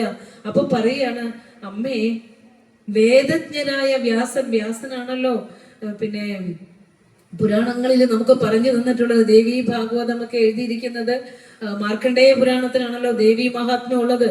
അതിനകത്താണല്ലോ വ്യാസഭഗവാൻ ദേവിയെ കുറിച്ച് പറയുന്നത്. അപ്പോ ശങ്കര ഭഗവത്പാദര് പറയാണ്, എന്താ, അമ്മേ ദൈവജ്ഞരായ വേദജ്ഞരായ വ്യാസാദികൾക്ക് പോലും തത്വം അറിഞ്ഞ് ഭക്തി ചെയ്യണം കേട്ടോ. അന്ധവിശ്വാസികളാകരുത്. നമ്മൾ ഗുരുവിന്റെ മക്കളാണ്. അതുകൊണ്ട് സത്യം അറിഞ്ഞ് ഭക്തി ചെയ്യണം. പറയാ, വേദജ്ഞരായ ഋഷീശ്വരന്മാർക്ക് പോലും അമ്മേ നിന്റെ സ്വരൂപം എന്തെന്ന് അറിയാൻ പറ്റുന്നില്ല. എന്നിട്ട് ആ ദേവിയെ ആരായിട്ട് പറയാ? ബ്രഹ്മപത്നിയായ സരസ്വതിയായും വിഷ്ണുപത്നിയായ ലക്ഷ്മിയായും ശിവപത്നിയായ പാർവതിയായിട്ടും പറയുന്നു. ആര് പറയുന്ന? നമ്മുടെ നാട്ടിൽ പറഞ്ഞ ഗുരു പറഞ്ഞതാ, ശങ്കര ഭഗവത്പാദര് പറഞ്ഞതാ. എന്നിട്ട് പറയാണ്, പക്ഷെ നീ ആരാണമ്മേ? നിന്നെ സാക്ഷാത്കരിച്ചറിഞ്ഞ അനുഭവത്തോടു കൂടി ആ ഗുരു ശങ്കര ഭഗവത്പാദര് പറയാ, തുരീയാകാഭിത്വം കിമപി ദുരധിഗമനസീമമഹിമ. അമ്മേ നീ ഈ ഈശ്വര ജാഗ്രത്തിനും സ്വപ്നത്തിനും സുഷുപ്തി എന്ന മനുഷ്യ ജീവിതത്തിന്റെ 3 അവസ്ഥകൾക്കും അപ്പുറമുള്ള ഈശ്വരാനുഭൂതിയുടെ അവസ്ഥയായ തുരീയാനുഭവമാണ് അമ്മേ നീ. ആ ഋഷീശ്വരന്മാരാണ് നിന്നെ അനുഭവിച്ചിട്ടുള്ളത്, അറിഞ്ഞിട്ടുള്ളത്. ആ നിന്നെ പറയാനാവില്ല. ദുരധിഗമനസീമമഹിമ, മനസ്സിലാക്കാനാവില്ല നിന്റെ അതിരുകൾ. എന്നിട്ട് പറയാ, മഹാമായ, ഈ പ്രപഞ്ചത്തെ കാട്ടി ഭ്രമിക്കുന്ന മഹാമായയാണ് നീ. വിശ്വം ഭ്രമേസി, ഈ ലോകം കാട്ടി എന്നെയും എൻ്റെ ശരീരത്തെയും എൻ്റെ ഭൗതിക സുഖഭോഗങ്ങളെയും ഒക്കെ കാട്ടിക്കൊണ്ട് ഇത് സത്യമെന്ന് എന്നെ ഭ്രമിപ്പിച്ച് ജന്തുവിന് തുടരുന്നു വാസനാബന്ധം. ഇങ്ങുടല് വീഴുവോളവും നമ്മൾ ഇതിനെ എന്റെ എന്ന് വെച്ച് ചേർത്ത് വെച്ചോണ്ടിരിക്കും അവസാന ശ്വാസം വരെ. അതാണ് മഹാമായയുടെ കളി. നിൻ കളിയല്ലാതെ വൈലേ, ആ കളി. എന്നിട്ട് പറയാണ്, വിശ്വം ഭ്രമേസി പരബ്രഹ്മ മഹിഷി. പരബ്രഹ്മത്തിന്റെ ഭാര്യയാന്ന് വെച്ച ബ്രഹ്മത്തിന്റെ ശക്തി നിന്നെ അറിയാൻ പറ്റുന്നില്ലെന്ന് 97ാമത്തെ ശ്ലോകത്തിൽ ശങ്കര ഭഗവത്പാദർ പറഞ്ഞപ്പോൾ കലിയുഗത്തിലേക്ക് അവതരിച്ച ഋഷീശ്വരനായ ശ്രീനാരായണ ഗുരുദേവൻ അതിനെ ആ അനുഭവം തന്നെ സ്വാനുഭവ രസികതയോടെ പറഞ്ഞു ദേവീസ്തവത്തിൽ. പെരുമേനി നിന്നവയവങ്ങളൊഴിന്നു മുൻ മൊഴിയുന്നതെന്നെ മുനികൾക്കുമെന്നമ്പികേ. കഴിവില്ലയൊന്നും അതുകൊണ്ടെനിക്കുന്നു നിൻ മൊഴി വന്നു മൗന നിലയായി മുഴങ്ങുന്നിതാ. പറയാൻ പറ്റണില്ല അമ്മേ, നീ അക്ഷരസ്വരൂപിണിയാ, മാതൃകാ വർണ്ണ സ്വരൂപിണിയാ. നീ തന്നെയാണ് പ്രപഞ്ചമായി മാറിയിരിക്കുന്നത്, നീ തന്നെയാണ് അക്ഷരമായി മാറിയിരിക്കുന്നത്. ഒരു ശരീരത്തിൽ വന്നിരിക്കുന്ന മുനികളാണെങ്കിൽ പോലും അമ്മേ, നിന്റെ തന്നെ പ്രകടനങ്ങളായ ഈ പ്രപഞ്ചത്തെ നിന്റെ തന്നെ വാക്കുകൾ ഉപയോഗിച്ച് വർണ്ണിക്കാൻ പറ്റുന്നില്ല. ഞാൻ വർണ്ണിക്കാൻ തുടങ്ങുമ്പോൾ തന്നെ ആ മൊഴി മൗന നിലയിലായി പോകുന്നു. എന്താ ആചാര്യസ്വാമി പറഞ്ഞത്? ഇത് തന്നെയല്ലേ, നമ്മളിൽ ഉള്ളിലാണ് ദേവി ഇരിക്കുന്നത്. ആ ദേവിയെ തേടി കാശ് മുടക്കി ഓടണ്ട, കാഴ്ചകൾ കാണണമെങ്കിയൊക്കെ ഓടിക്കോ. ഇനി നിങ്ങൾക്ക് ഇതൊക്കെ പറഞ്ഞ തെറ്റാണ്, ദേവി മഹാത്മ്യാണ് ശരി എന്ന് കരുതുകയാണെങ്കിൽ വ്യാസഭഗവാൻ അത് തന്നെയാണ് പറഞ്ഞിരിക്കുന്നത്. മാർക്കണ്ഡേയ പുരാണത്തിൽ എന്താ പറഞ്ഞിരിക്കുന്നത്? വിദ്യാസമസ്ത തവ ദേവി വേദ സ്ത്രീയ സമസ്ത സകലാ ജഗസ്സു ത്വയേകയാ പൂരിതമമ്പയേത കാത്തേ സ്തുതി സ്തവ്യ പരാപരുക്ത. വായിച്ച പോലെ ഇതൊക്കെ അർത്ഥം അറിയണ്ടേ? പറയാണ് അമ്മേ, ഈ ലോകത്തെ സകല വിദ്യകളും നീയാ, സകല സ്ത്രീ സ്വരൂപങ്ങളും നീയാ. നീ മാത്രമാണ് അമ്മേ എല്ലായിടത്തും നിറഞ്ഞിരിക്കുന്നത്. ഈ ഇരിക്കുന്ന എല്ലാ ദേവീ രൂപങ്ങളാണ്. എന്നിട്ടല്ലേ നമ്മൾ ദേവിയെ തേടി ഓടണേ. നമ്മളിലെ ദേവിയെ നമുക്കറിയില്ല. കാത്തേ സ്തുതി, ദേവി മഹാത്മ്യം നമ്മളോട് ചോദിക്കുക, ആരെ സ്തുതിക്കും? സ്തവ്യപരാപരോക്ത, സ്തുതിക്കും അപൂർവമുള്ള ആ ശക്തിയെ എങ്ങനെ സ്തുതിക്കുമെന്ന് ദേവി മഹാത്മ്യം ചോദിച്ചിട്ടുണ്ട്. ഭഗവാൻ നമുക്ക് 9 പദ്യങ്ങൾ മാത്രം നിങ്ങൾ ഈ ജന്മം, ഈ മനുഷ്യായുസ് കിട്ടുമ്പോൾ 1000 സഹസ്രനാമങ്ങൾക്ക് അർത്ഥം തിരഞ്ഞു പോകാൻ നമുക്ക് സാധിച്ചില്ലെങ്കിൽ, 700 ദേവി മഹാത്മ്യ ശ്ലോകം നമുക്ക് പഠിക്കാൻ പറ്റിയില്ലെങ്കിൽ, 100 സൗന്ദര്യലഹരി ശ്ലോകം പഠിക്കാൻ പറ്റിയില്ലെങ്കിലും, ഈ മനുഷ്യ ജന്മത്തിൽ ഒരു ഗുരുവിന്റെ കുലത്തിൽ ജന്മം കിട്ടിയവരെന്ന നിലയിൽ 9 ശ്ലോകങ്ങളിൽ ഇതിലൊക്കെ പറയുന്ന തത്വത്തെ ഗുരു ഉള്ളടക്കി വെച്ചിട്ടുണ്ട്. ഇത് തന്നെയല്ലേ മീനായതും ഭവതി, അല്ലെ? എല്ലാതുമായിരിക്കുന്നതെന്ന് ദേവി മഹാത്മ്യം പറയുമ്പോ അത് വിശിഷ്ട ഗ്രന്ഥം, ഇത് വെറും ഒരു സ്തോത്രം എന്ന് പറയുന്നത്. മീനായതും ഭവതി മാനായതും ജനനി നീ നാഗവും നഖകം താനായതും ധരനദീ നാരിയും നരനും ആ നാഗവും നരകവും നീ നാമരൂപം അതിൽ നാനാവിധ പ്രകൃതിമാനായി നിന്നറിയും ഈ ഞാനായതും ഭവതി. ഹേ നാഥരൂപിണി, അഹോ നാടകം നിഖിലവും എന്ന് പറഞ്ഞപ്പോൾ അതിന്റെ അർത്ഥം തിരയാൻ നമുക്ക് ഇനി ഒത്തിരി ജന്മങ്ങൾ വേണ്ടി വരും. ഒത്തിരി ജന്മം. നാടകത്തിലെ നടന്മാരായി ആടുന്ന നാം ഇപ്പോൾ ആടുന്ന വേഷത്തോട് നന്നായി താതാത്മ്യം ചെയ്യുകയാണ്. നിന്റെ ശരിയായ വേഷം അതല്ല, ഒരേ ഒരു ശക്തിയാണ് എല്ലാത്തിലും ഇരുന്ന് ആടുന്നത് എന്ന് അറിയണം. ഗുരു പറയാ, നീ നാദരൂപിണിയാണ്. ഈ പ്രപഞ്ച സൃഷ്ടിയെ കുറിച്ച് ശാസ്ത്രജ്ഞന്മാർ പോലും ഒരു ഉത്തരം കണ്ടെത്താത്തപ്പോൾ ഗുരു കാളി നാടകത്തിൽ ഒരൊറ്റ വരി കൊണ്ട് പറഞ്ഞു വെച്ചു, നമോ നാദബിന്ദുആത്മികേ നാശഹീനേ നമോ നാരദാദിത്യപാദാരവിന്ദേ. അമ്മേ, നീ നാദരൂപിണിയാണ്. നാദം നമ്മുടെയൊക്കെ ജന്മം തുടങ്ങിയപ്പോൾ രേതസ്സും രക്തവും ചേർന്ന നാം എന്ന മനുഷ്യ ജീവൻ രൂപം കൊള്ളുന്നതിന് തൊട്ട് മുൻപ് ആദ്യം ഉണ്ടായ ആ നാദമാണ് ഉരുവായി നമ്മളൊക്കെ ഇരിക്കും. നമ്മുടെയൊക്കെ ആദ്യത്തെ രൂപം ഈ എനർജിയാ, നാദമാണ്. ആ എനർജിയും ബിന്ദുവും, എനർജി ആൻഡ് മാറ്റർ, അതാണ് ഈ പ്രപഞ്ചം. ഇതൊക്കെ ശാസ്ത്രം പറഞ്ഞു തന്നു തന്നെയല്ലേ ഗുരു പറഞ്ഞു തന്നിരിക്കുന്നത്. ആ എനർജിയും മാറ്ററുമാണ് ഈ പ്രപഞ്ചത്തിൽ ആകമാനമുള്ളത്. നാദം തിരണ്ടാണ് ഉരുവായി മാറിയത് എന്ന് നമ്മൾ പറഞ്ഞു. അപ്പോൾ പറഞ്ഞു വന്നത്, ഈശ്വരനെ തേടിയുള്ള നമ്മുടെ ഓട്ടം, പൂജാരികളല്ല നമ്മുടെ ജീവിതത്തെ നിർണയിക്കുന്നത്. ജന്മം കിട്ടിയപ്പോൾ പഞ്ചഭൂതങ്ങളെ ചേർത്ത് വെച്ചപ്പോൾ നമ്മുടെ ശരീരത്തിലെ എന്തൊക്കെയാണ് നമ്മുടെ ജീവിതത്തിന്റെ ഭൂതഭാവി വർത്തമാന കാലങ്ങളെന്ന് നമ്മൾ കൊണ്ടുവന്ന പ്രാരബ്ധത്തിൽ രേഖപ്പെടുത്തിയിട്ടുണ്ട്. അതിനെ ഒരു ജ്യോത്സ്യൻ പറയുന്ന വഴിപാടുകളുടെ പുറകെ നടന്നാലും സാധ്യമാകുന്നതല്ലെന്നറിയുക. ഇതാദ്യം നമുക്കറിയണം. അതായത് അച്ഛനമ്മമാർക്ക് പിതൃതർപ്പണം ചെയ്യണം എന്നുള്ളത് കൊണ്ട് അവിടെയുള്ളവർ നമ്മളെ ചൂഷണം ചെയ്യണം ഒരുമ്പിടുന്നത് തടഞ്ഞേ പറ്റൂ. അതിന്റെ പുറകെ ഓടാൻ പാടില്ല. കാരണം എന്താന്ന് വെച്ചാൽ അവർ തന്ന ശരീരമാണ് നമ്മളുടെ ശരീരം. ആ ശരീരത്തിൽ നമ്മൾ ജീവിക്കുമ്പോൾ ഓരോ വർഷവും നമ്മൾ അവരെ സ്മരിച്ചുകൊണ്ടൊരു തർപ്പണം നടത്തുന്നത് അവരോട് ചെയ്യുന്ന ഒരു കടമാണ്. അതിനപ്പുറം നമ്മളെ ചൂഷണം ചെയ്യുന്നതിലേക്ക് പോകരുത്. ജ്യോത്സ്യന്മാരെ തേടി പോകരുത്. സർപ്പശാപം എന്ന് പറഞ്ഞ് ഓടരുത്. ഇതൊക്കെ ഇന്ന് ഇവിടെ നടക്കുന്നതാണ്. നമുക്കറിയാം, കാവുകളും കുളങ്ങളും എല്ലാം സംരക്ഷിക്കേണ്ടതിന്റെ ഭാഗമായി സർപ്പങ്ങളെ കൊല്ലരുത് എന്ന് പറഞ്ഞ് പ്രകൃതി സംരക്ഷണത്തിന്റെ ഭാഗമായി പറഞ്ഞു വെച്ചപ്പോൾ അത് ഒരാളുകൾ എന്താക്കി? സർപ്പ ബിസിനസ് ആക്കി മാറ്റി. ഒന്ന് ആലോചിച്ച് നോക്കൂ. നീ നാഗവും നഖഗെന്ന് പറഞ്ഞു. അപ്പൊ പാമ്പായതുപോലെ തന്നെ എല്ലാമായതും ദേവിയാന്ന് പറഞ്ഞില്ലേ? ഈശ്വര ചൈതന്യമാണെന്ന് പറഞ്ഞില്ലേ? പിന്നെ പാമ്പിന് മാത്രം എന്താ ഇത്ര ശക്തി? ആലോചിച്ച് നോക്കൂ. ഈശ്വരൻ ഒന്നേ ഉള്ളൂ. ആ ഈശ്വരനെ സകല ജീവജാലങ്ങളിലും കാണുന്നതിന്റെ ഭാഗമായിട്ടുള്ള ഒരു ആരാധന മാത്രമാണ് സർപ്പാരാധന. അങ്ങനെ ശാപങ്ങളോ അങ്ങനെ ഒന്നുമില്ല. നമ്മുടെ സമ്പത്തിന്റെ ഒരംശം ദേവഗടമായി കൊടുത്തിട്ട് ബാക്കി ധനം നമ്മുടെ സമൂഹത്തിലെ വിഷമങ്ങൾ അനുഭവിക്കുന്ന, വേദനകൾ അനുഭവിക്കുന്ന മനുഷ്യർക്ക് കൊടുക്കണം.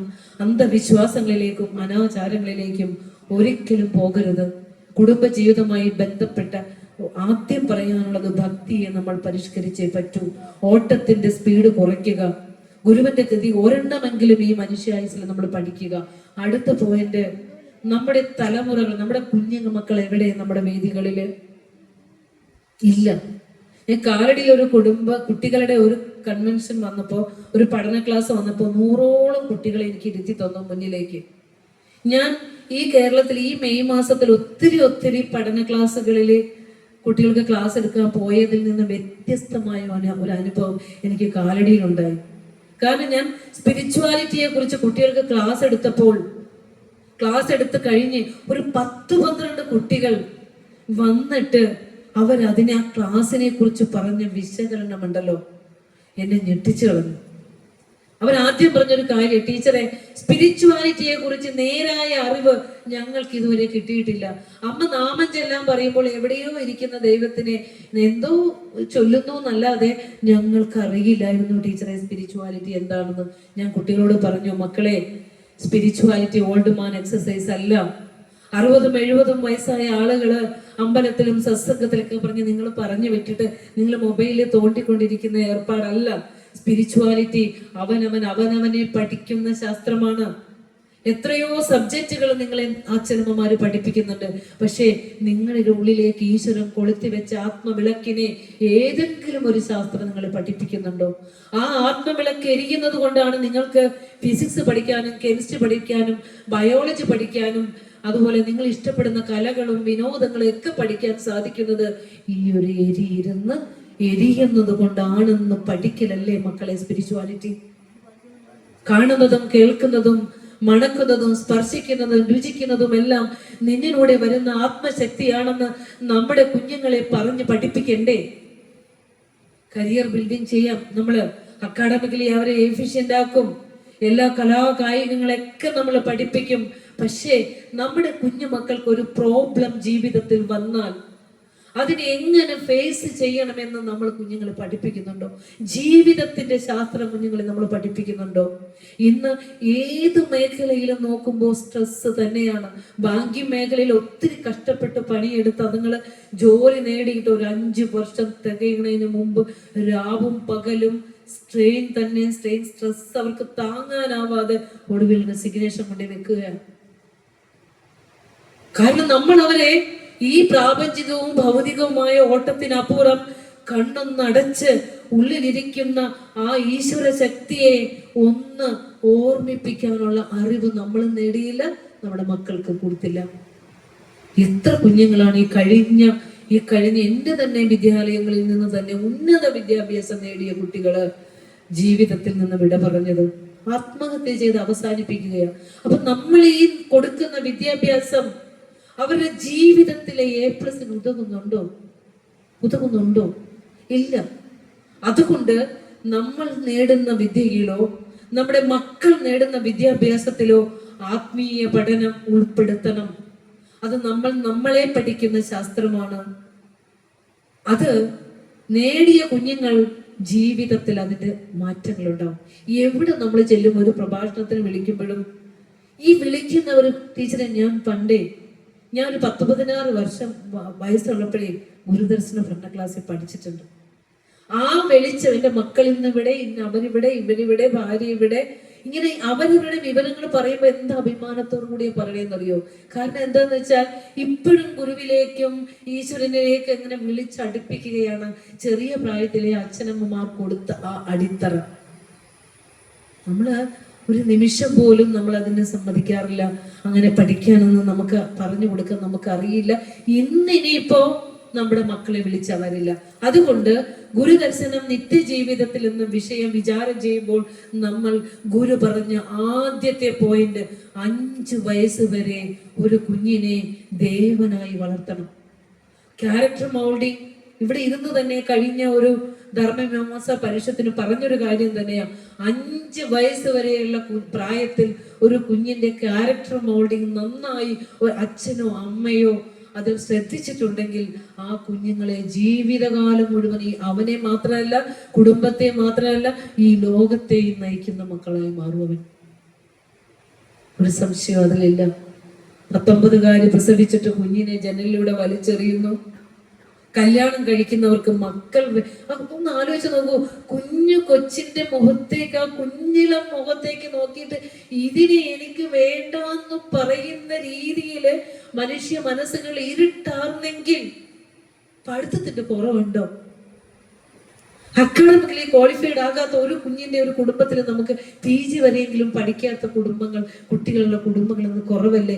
എവിടെയാ പറ്റിയത്? എവിടെയാ തകരാറ് പറ്റിയത്?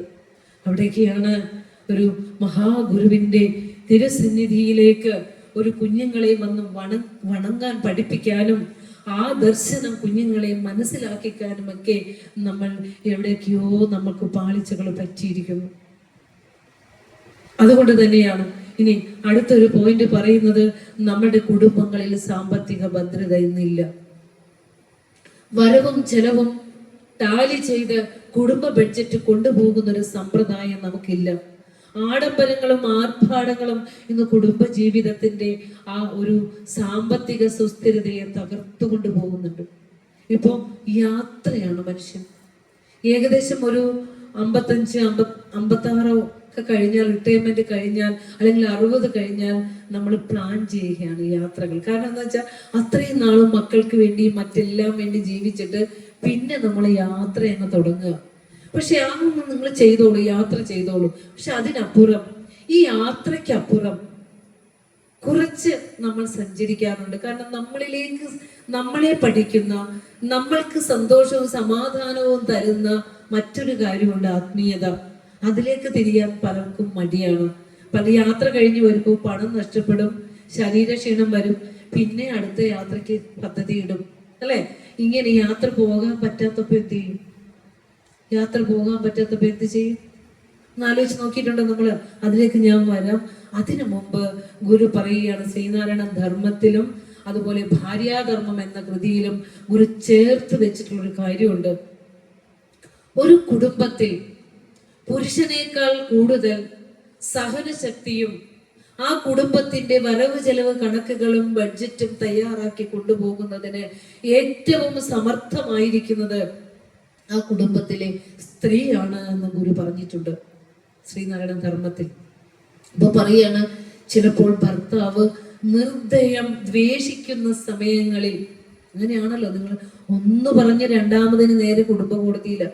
ഒരു കറി വെച്ച ഉപ്പില്ലെങ്കിൽ പോലും ബഹളമായി, അത് മതി കുടുംബ കോടതിയിലേക്ക് കേസ് പോകാൻ.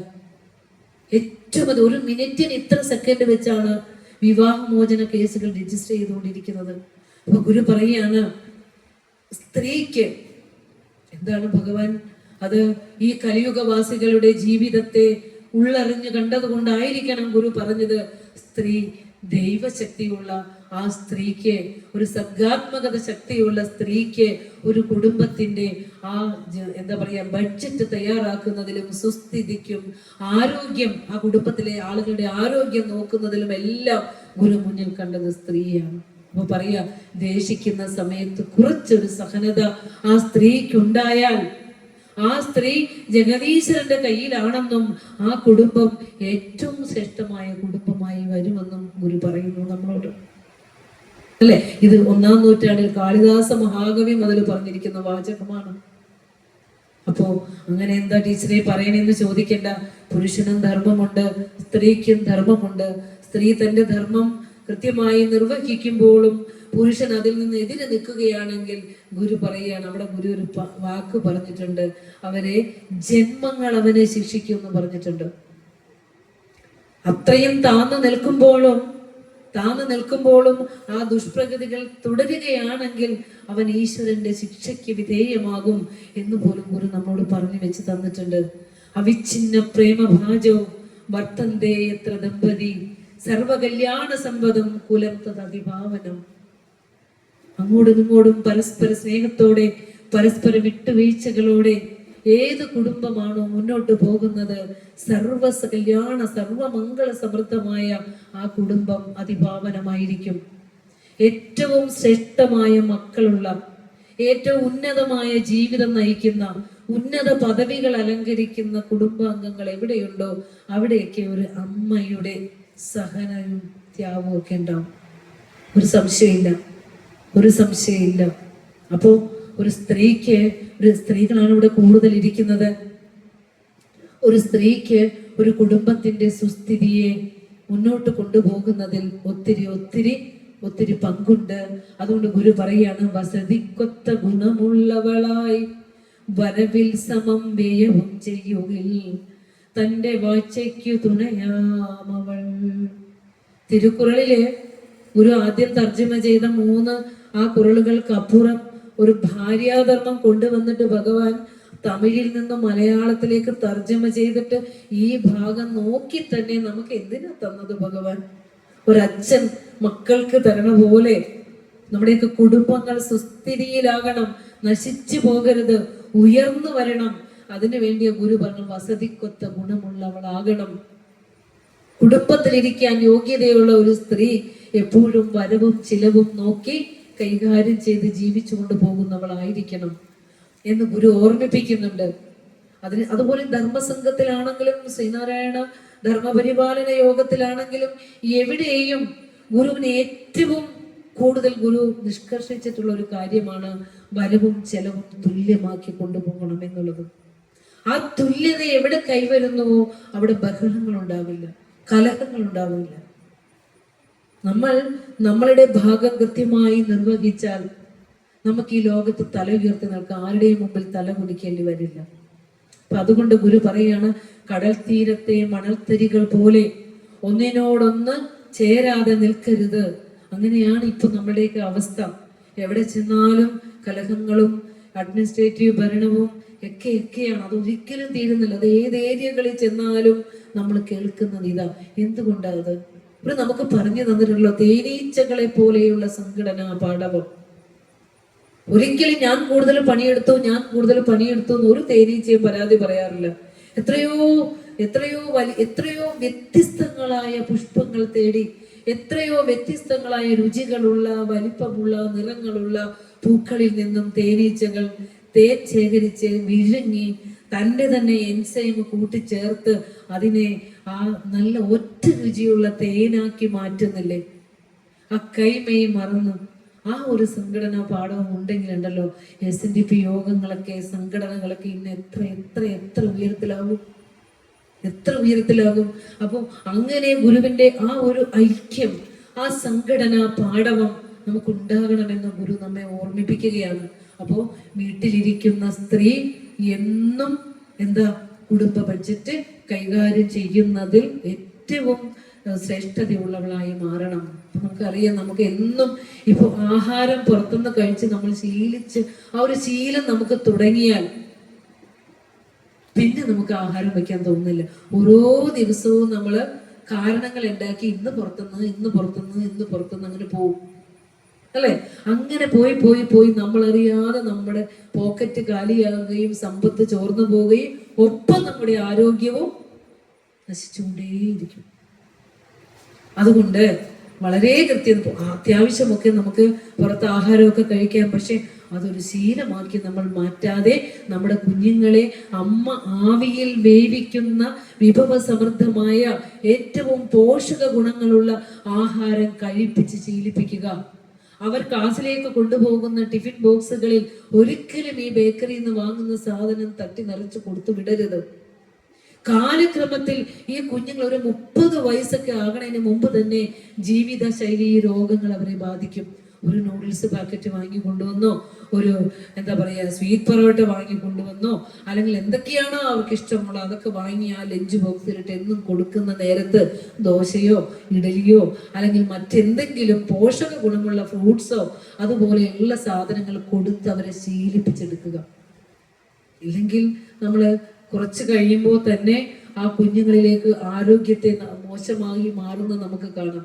സാമ്പാറൊക്കെ എത്ര നല്ല ഹെൽത്ത് ടോണിക്കാ, ധാന്യങ്ങളും പച്ചക്കറികളും ഒക്കെ ചേർന്നിട്ടുള്ളത്. ഇഡലിയാണ് ഏറ്റവും നല്ല ബ്രേക്ക്ഫാസ്റ്റ് എന്ന് പറയും, അല്ലേ? ഇപ്പൊ നമ്മുടെ കുഞ്ഞുങ്ങൾക്ക് എന്താ കഴിക്കണമെന്ന് ചോദിച്ചു കഴിഞ്ഞാൽ, ബ്രേക്ക്ഫാസ്റ്റ് കഴിക്കണം ചോദിച്ചു കഴിഞ്ഞാൽ വിചിത്രങ്ങളായ ഉത്തരങ്ങളാണ് അവരിൽ നിന്ന് വരണത്. അപ്പോൾ ഇതൊക്കെ ഒരമ്മയ്ക്ക് ഒരു കുടുംബത്തിലെ ആരോഗ്യത്തെ പരിപാലിക്കുന്നതിൽ ഏറ്റവും അധികം പങ്കുണ്ട്. നമ്മൾ എന്തൊക്കെ പറഞ്ഞു? ഈശ്വര ഭക്തിയെ കുറിച്ച് പറഞ്ഞു. നമ്മുടെ സമ്പത്തും കൊണ്ട് ഈശ്വരന്റെ അനുഗ്രഹം വാങ്ങാൻ വേണ്ടി ഓടണ്ട. ഈശ്വരശക്തി നമ്മളിൽ തന്നെയാണെന്നും അതിനെ പ്രോജ്വലിപ്പിക്കാനുള്ള പ്രതീകങ്ങൾ മാത്രമാണ് വിഗ്രഹങ്ങൾ എന്നും ഉള്ള വലിയൊരു തിരിച്ചറിവ് നമുക്ക് വേണം. പിന്നെ ഈ കലിയുഗത്തിൽ നമുക്ക് നാമസങ്കീർത്തനങ്ങൾക്കാണ് ഋഷീശ്വരന്മാരെയൊക്കെ നമ്മളോട് പറഞ്ഞിരിക്കുന്നു. കലിയുഗത്തിൽ ഏറ്റവും പ്രാധാന്യമേറിയത് ഈ നാമജപങ്ങൾക്കാണ്. ഈ നാമജപം ഇല്ലാത്തതാണ് ഇന്ന് നമ്മുടെ കുഞ്ഞു മക്കളെ പോലും നമ്മളെ പോലുമൊക്കെ ഈശ്വര വെളിച്ചത്തിന്റെ ആ ഒരു തെളിമ നമ്മളിൽ ഉണ്ടാകാത്തതിന്റെ കാരണം അതാ. അത് തന്നെ ഗുരു ശ്രീനാരായണ ധർമ്മത്തിൽ വിദ്യാർത്ഥി ധർമ്മം പറയുമ്പോൾ പറയുന്നുണ്ട്, 2 സന്ധ്യകളിലും പ്രാർത്ഥന ചൊല്ലാൻ പഠിപ്പിക്കണം. പ്രാർത്ഥിക്കാത്തവർക്ക് ഉപ്പില്ലാത്ത കഞ്ഞി കൊടുക്കാൻ ഗുരു പറഞ്ഞ എന്തിനാന്നറിയോ? ഉപ്പില്ലാത്ത കഞ്ഞി ഒട്ടും സ്വാദിഷ്ടമല്ല. അതുപോലെ ആയിരിക്കും അവരുടെ ജീവിതവും പെരുമാറ്റവും എല്ലാം. അതുകൊണ്ട് പ്രാർത്ഥന കൂടിച്ചേരുന്ന മക്കൾക്ക് നമുക്ക് അവരെ കണ്ടാൽ അറിയാം. അവരുടെ നടപ്പും അവരുടെ ഭാവവും അവരുടെ പെരുമാറ്റവും അവരുടെ ഉള്ളിലെ ദയയും കാണുമ്പോൾ നമുക്കറിയാം ഈശ്വര ഭക്തിയിൽ വളർത്തിയ ഏതോ ഒരു നല്ല മാതൃകയായ ഒരമ്മയുടെ മകനാണെന്ന് നമുക്ക് കണ്ടറിയാൻ പറ്റും. അവന് കാരുണ്യം ഉണ്ടാവും. ഒരാളെ തട്ടിയൊന്ന് വീണാൽ പോട്ടട എന്ന് പറഞ്ഞ് തട്ടിയൊന്ന് എഴുന്നേൽപ്പിച്ച് തോളത്ത് തട്ടി അവന്റെ താഴ്ത്ത് വീണ ബാഗ് എടുത്ത് കൈ കൊടുത്ത് തോളയെ പിടിച്ച് കൊണ്ടുപോകുന്ന കാണാം, അല്ലേ? അപ്പം നന്മയുള്ള നല്ല മക്കള് വരണതിനെ ഒരു പറയാണ് ഈശ്വര പ്രാർത്ഥന കുഞ്ഞുങ്ങളുടെ മനസ്സുകളിലേക്ക് എത്തണം എന്ന് ഗുരു പറയാ. കലോ നാമസങ്കീർത്തനം. 4 യുഗങ്ങളിൽ ആദ്യത്തെ യുഗമായ കൃതയുഗത്തിൽ ഈ വിഗ്രഹങ്ങളോ നാമജപങ്ങളോ പ്രാർത്ഥനകളോ ഒന്നുമില്ല. ധ്യാനം മാത്രം, ഋഷീശ്വരന്മാരുടെ തപസ് മാത്രമായിരുന്നു ആദ്യത്തെ യുഗത്തിൽ. ആ കാലഘട്ടത്തിലാണ് വേദങ്ങളും ഉപനിഷത്തുക്കളൊക്കെ വന്നത്. പിന്നെ വന്നപ്പോ ത്രേതായുഗം വന്നു. ത്രേതായുഗം ശ്രീരാമചന്ദ്ര ഭഗവാന്റെയൊക്കെ കാലം, ഇതിഹാസങ്ങളുടെ കാലം. അന്നും വിഗ്രഹം വെച്ചിട്ടുള്ള ആരാധനയില്ല. യജ്ഞത്തിനും യാഗത്തിനും ഹോമത്തിനും യജ്ഞമാം ത്രേതായുഗേ. അതുകൊണ്ടാണല്ലോ തുടക്കം തന്നെ പുത്രകാമേഷ്ടി യാഗ നടത്തുന്നത്, അല്ലേ? പിന്നെ യാഗരക്ഷയ്ക്ക് വിശ്വാമിത്ര മഹർഷി കൊണ്ടുപോകുന്നുണ്ട്. യാഗത്തിന് തടസ്സമുണ്ടാക്കുന്നതുകൊണ്ടാണ് അസുരന്മാരെ കൊല്ലാൻ കൊണ്ടുപോകുന്നത്. ഈ യാഗോ യജ്ഞം എന്നൊക്കെ പറഞ്ഞ എന്താ? ഓരോ നിമിഷവും നാം നമ്മെ തന്നെ ഈശ്വരനിലേക്ക് സമർപ്പിച്ചുകൊണ്ട് ഓർമ്മപ്പെടുത്തിക്കൊണ്ട് നീ തന്നെയാണ് ഞാൻ കേട്ടോ, നീ തന്നെയാണ് ഞാൻ ഭഗവാനെ, നീ തന്നെയാണ് ഞാൻ ഭഗവാനെ എന്ന് ഓർത്തുകൊണ്ട് എൻ്റെ കയ്യിലുള്ള ധാന്യങ്ങളോ ദ്രവ്യങ്ങളോ സമർപ്പിച്ചുകൊണ്ടിരിക്കുന്നതാ യജ്ഞം. ഇന്ന് ചോദിക്കണ പോലെ മക്കളുടെ കല്യാണം നടത്താനോ അല്ലെങ്കിൽ ജോലി കിട്ടാനോ ചെയ്യുന്നതല്ല. അത് കാലാന്തരത്തിൽ അർത്ഥം നമ്മളെ പൈസ കൊണ്ടൊക്കെ മുടക്കി യജ്ഞവും യാഗവും ഒക്കെ നടത്താൻ വേണ്ടി ആളുകൾ ചേർത്ത് വെച്ച അർത്ഥാന്തരങ്ങളാണ്. ഏത് യജ്ഞമാകട്ടെ, ഏത് യാഗമാകട്ടെ, ഏത് ഈശ്വര പ്രാർത്ഥനയാകട്ടെ, ഏത് വഴിപാടാകട്ടെ, എല്ലാം നമ്മളെ സമർപ്പിക്കണം, ഇങ്ങോട്ട് മേടിക്കലല്ല. അതാ ഗുരു പറഞ്ഞത്, കൽപ്പിച്ച പോലെ വരുമെന്നു നനച്ചു കണ്ടിട്ട് അർപ്പിച്ചിടുന്നടിയൻ ഒക്കെയും അങ്ങു ശംഭോ. അർപ്പണമാണ് ഭക്തി. അർപ്പണം ഒന്നും ചോദിച്ചു മേടിക്കലല്ല. ഗുരുവായൂർ പോയി ചോദിച്ചാലേ കിട്ടുമെന്ന് പറഞ്ഞ് നമ്മൾ അങ്ങോട്ട് ഓടും അല്ലേ? കൃഷ്ണനെ എന്താ നമ്മളോട് പറഞ്ഞു വെച്ചേക്കുന്നത്? എത്ര ഭംഗിയായിട്ടാണ് നമ്മള് കൃഷ്ണന്റെ വിഗ്രഹത്തെ അലങ്കരിച്ച് ഓടക്കുഴൽ കൊടുത്ത് പീലി തിരുമണി കൊടുത്ത് നമ്മൾ കാർവർണ്ണനെ വരച്ചു വെച്ചിരിക്കുന്നത്. എന്റെ കാർവർണ്ണ എന്ന് പറയുമ്പോൾ നമ്മളിലേക്ക് ഭക്തി ഇങ്ങനെ ഒഴുകി വരുന്ന രൂപം വരച്ചത് ഒരു ആർട്ടിസ്റ്റാണ്. കൃഷ്ണൻ തന്നെയല്ലേ ഭഗവത്ഗീതയിൽ പറഞ്ഞത്, അവജാനന്തി മാമൂഢ മാനുഷീം തനുമാശ്രിത പരംഭാവമജാനന്ദോ മമ ഭൂതമഹേശ്വരം. ഇതൊന്നും നമുക്ക് കേൾക്കണ്ട, നമുക്ക് ഇങ്ങനെ പ്രാർത്ഥിച്ചാൽ മാത്രം മതി, ഒന്നും അറിയണ്ട. എന്താ പറഞ്ഞത്? മൂഢന്മാരാണ് എന്നെ ഒരു തുച്ഛമായ ഒരു മനുഷ്യ ശരീരത്തിൽ ഞാൻ ഉൾപ്പെടുന്നു എന്ന് കരുതി, ആ ഒരു ശരീരം സ്വീകരിച്ചിരിക്കുന്നു എന്ന് കരുതി, ആ ശരീരം മാത്രമാണെന്ന് ഞാനെന്ന് കരുതി ആരാധന ചെയ്യുന്നത് മൂഢന്മാരാണെന്നാണ്. അപ്പൊ നമ്മളെ തന്നെ കൃഷ്ണൻ വിളിച്ച എന്തെന്ന്? മൂടാന്ന് വിളിച്ചു. ഭാഗവതം വിളിച്ചു പ്രാകൃതാന്ന് വിളിച്ചു അല്ലെ? വിഗ്രഹത്തിലാണ് ദൈവം എന്ന് കരുതി ഓടുന്നവരെ പ്രാകൃതെന്ന് ഭാഗവതം വിളിച്ചു. ഭഗവാൻ നമ്മളെ വിളിച്ചു മൂടാന്ന് വിളിച്ചു. എന്താ പറയേ? പരംഭാവമജാനന്ദോ, എങ്ങും നിറഞ്ഞിരിക്കുന്ന പുല്ലിലും പുഴുവിലും പൂമ്പാറ്റയിലും ചെടിയിലും മണ്ണിലും മൺതരിയിലും ഒക്കെ അടങ്ങിയിരിക്കുന്ന എന്റെ പരമമായ ചൈതന്യത്തെ അറിയാതെ നോക്കൂ, മമ ഭൂതമഹേശ്വരം, ഈ പഞ്ചഭൂതാത്മകമായ സകലതിനും അധിപനായിരിക്കുന്ന എന്നെ തുച്ഛമായ ഒരു മനുഷ്യ ശരീരത്തിൽ ആണ് ഞാൻ ഇരിക്കുന്നതെന്ന് കരുതി ആരാധന ചെയ്യുന്നവർ ആരാന്ന് പറഞ്ഞേ? മൂഢന്മാരാണ്. കാരണം ഇതൊന്നും പറഞ്ഞാൽ നമ്മുടെ ഉള്ളിലേക്ക് കേൾക്കില്ല. കാരണം എന്താണെന്നറിയോ? ഞാൻ എന്തൊക്കെ പറഞ്ഞാലും എന്റെ ജന്മം, എന്റെ ജീവിതം, ഈ ജന്മം ആ പാദങ്ങളിലാ. വെച്ചോളൂ. കാരണം രൂപങ്ങൾ നമുക്ക് ഗുരു ഇഷ്ടം പോലെ തന്നിട്ടുണ്ട്. പക്ഷെ ആ രൂപത്തിനപ്പുറമുള്ള ഭാവം നമ്മളിലാണെന്ന് അറിഞ്ഞുകൊണ്ട് ഭക്തി ചെയ്താൽ മതി. നമ്മളെ പോലെയുള്ള സാധാരണ മനുഷ്യർക്ക് വിഗ്രഹങ്ങൾ വേണം, ക്ഷേത്രങ്ങൾ വേണം, ആരാധനകൾ വേണം, ഉപാസന വേണം. പക്ഷെ ഇതെല്ലാം സത്യം അറിഞ്ഞിട്ട്, വിഗ്രഹം മാത്രമല്ല ദൈവം, ആ ദൈവശക്തി നിന്നിലാണെന്നും അവിടെയാണ് തെളിയേണ്ടതെന്നും ബോധത്തോടു കൂടി പോയി പ്രാർത്ഥിച്ചാൽ മാത്രമേ ഉള്ളം തെളിയുള്ളൂ. അതാണ് നമ്മൾ അറിയേണ്ടത്. നമ്മള് പരമമായ ചൈതന്യമാണെന്ന് പറഞ്ഞ ഭഗവാന്റെ മുമ്പിൽ പാൽപ്പായസം വെച്ചിട്ട് അത് നമ്മൾ സേവിക്കും. ഇഷ്ടമാണ് അത്ര ഭഗവാന് പാൽപ്പായസം ഇഷ്ടം. ഏതൊരു ഗുരു നമ്മുടെ മുമ്പിലേക്ക് പരമമായ സത്യം പറഞ്ഞു തന്നോ അവരെയൊക്കെ നമ്മൾ അമ്പലത്തിൽ പിടിച്ചു വെച്ച് ദൈവമാക്കും, പൂജിക്കും, ചോദിച്ചു പോരും. ഇതാണ് മനുഷ്യന്റെ സ്വഭാവം. സത്യല്ലേ? ശ്രീരാമചന്ദ്ര ഭഗവാൻ രാമായണത്തിൽ അധ്യാത്മരാമായണ 28,000 ശ്ലോകങ്ങളിലും, കാരണം വാത്മീകി രാമായണത്തിന്റെ ഓരോ ഘട്ടങ്ങളും ഹിസ്റ്ററി ഓഫ് സയൻസ് ലിറ്ററേച്ചറിൽ, എന്റെ സബ്ജക്ട് MA സംസ്കൃത വേദാന്തമാണ്, ഹിസ്റ്ററി ഓഫ് സയൻസ് ലിറ്ററേച്ചറിൽ രാമായണത്തിന്റെ ഓരോ ഘട്ടങ്ങളും വേദിക് പീരീഡിൽ വായിച്ചു പോകുമ്പോൾ നമുക്ക് മനസ്സിലാകുന്നത് ഒരിടത്ത് പോലും ശ്രീരാമചന്ദ്രനെ ദൈവമാണെന്ന് പറഞ്ഞിട്ടില്ല. ധർമ്മിഷ്ഠനായ എല്ലാം തികഞ്ഞ ഒരു നല്ല മനുഷ്യൻ.